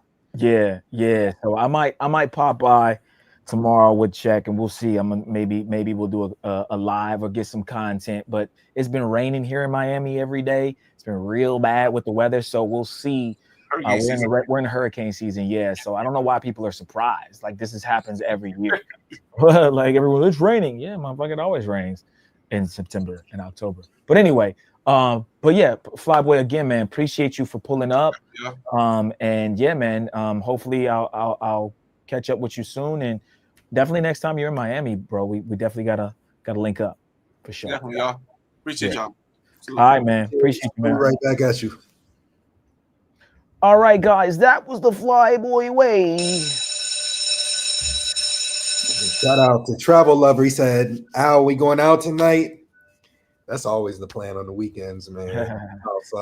I'm outside. So we outside, Chad. We would probably be outside. It's not too late yet. It's just getting there, but we're not. It's not 2 or 3 a.m. So, yeah, man. Well, we do appreciate y'all, man, and hopefully, again, this conversation was progressive. It was helpful for a lot of you guys. And, you got my opinion, Al's opinion. We're all different men, right? Flyboy's opinion. And we got a lot of people in the chat's opinion. So, again, guys, we are doing a fundraiser, okay? We did raise some. It was a decent day, man. You guys did good today. We got $152. This is the second show. We're going to push it more on the next live. We're going to try to go live tomorrow and do another show like this with me and Al. So, or at least on Sunday. So stay tuned for another live. Okay, guys, we're going to do as many lives as we can, and then stay tuned for IRLs as well. We'll do some IRLs, myself and Al. Maybe we'll go live at the same time and we can switch back cameras, guys. We have the ability to, me and Al can go live at the same time and switch places, on the screen. You know what I mean? I'll be in Miami, he's in Cartagena, and back to you, Al. All right. Yeah. And then it'll go back to him and he can go back to me. So we can do some cool stuff, guys. We have the capabilities. I do know a lot about IRL streaming now. So it's yeah. And I've been out shooting a lot of footage. We're working out the kinks on the IRL stuff. Just every country's different. So me and Steve are working out the kinks on it still.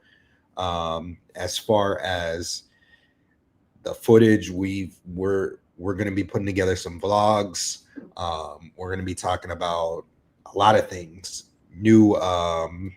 Just stay tuned. I don't want to give too much out, but we'll be talking about a lot of things, and I'm excited for all the content that we're going to be shooting. Real quick, Travel Lover said, compare your expat stay in CTG versus Rio. I still like Rio better as far as my stay. Rio's just Rio just has everything that I'm looking for. I can go to the beach in Rio. I don't really have to worry about being harassed. There are certain beaches that you can go to here where you can do it, but you typically have to take a boat, or it's typically you're not going to really find what you're looking for. Like for me, I want to go to the beach. I'm more so into black chicks. I want to see some black chicks. I can go to Rio. I can go to the beach. I can go to a certain part. I know what I'm going to find. I can go to a different part if I'm trying to see, something else, maybe the views. I want something better. It just has more, it's more developed too, as far as certain areas. And I just like the city of Rio better. However, the country of Colombia is very diverse, and I like that. I like that right now I hate this weather too. The weather's better in Rio, but let's just say I wanted better weather. I could hit Medellin. If I want a completely different atmosphere, I could hit Cali.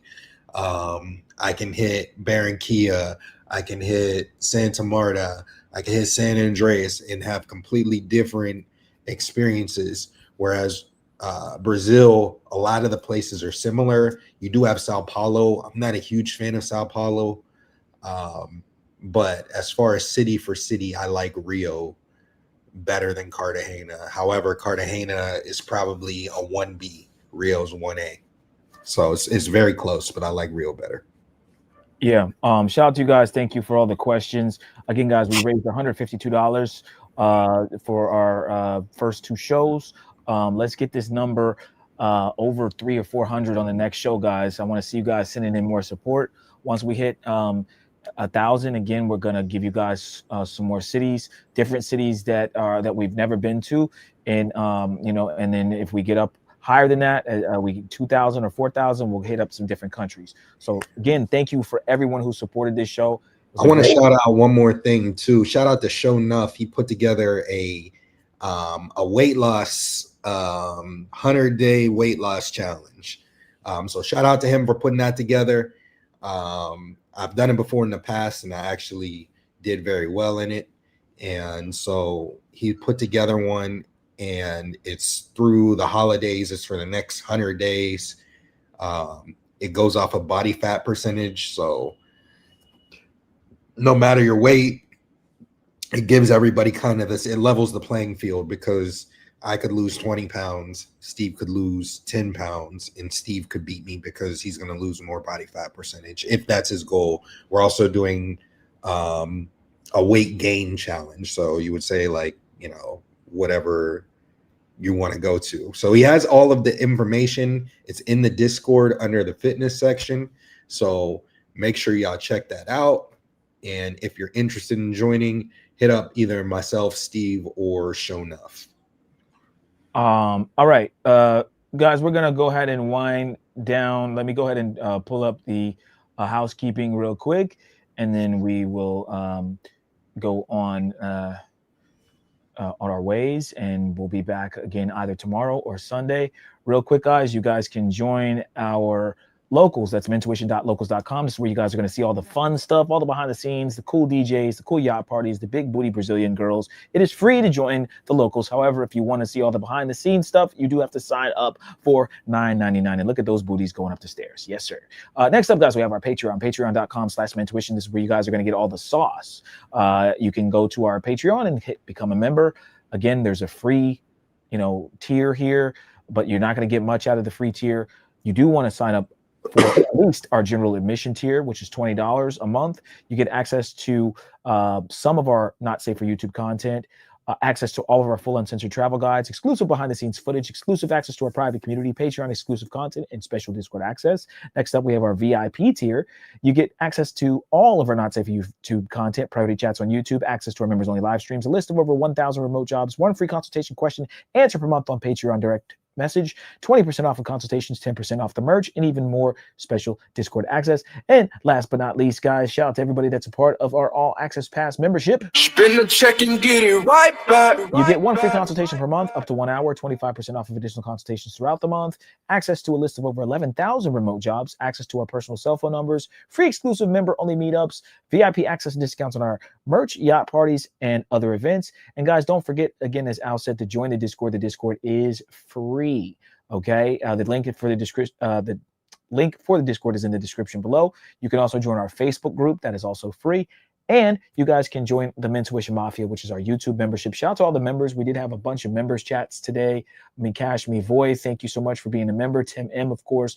CJ is a member. Thank you, guys. It's only $3.99, guys, to join our membership. Not much money, right? You find that in the fucking center of your couch. You just dig in here, you pull out some quarters, right? $3.99.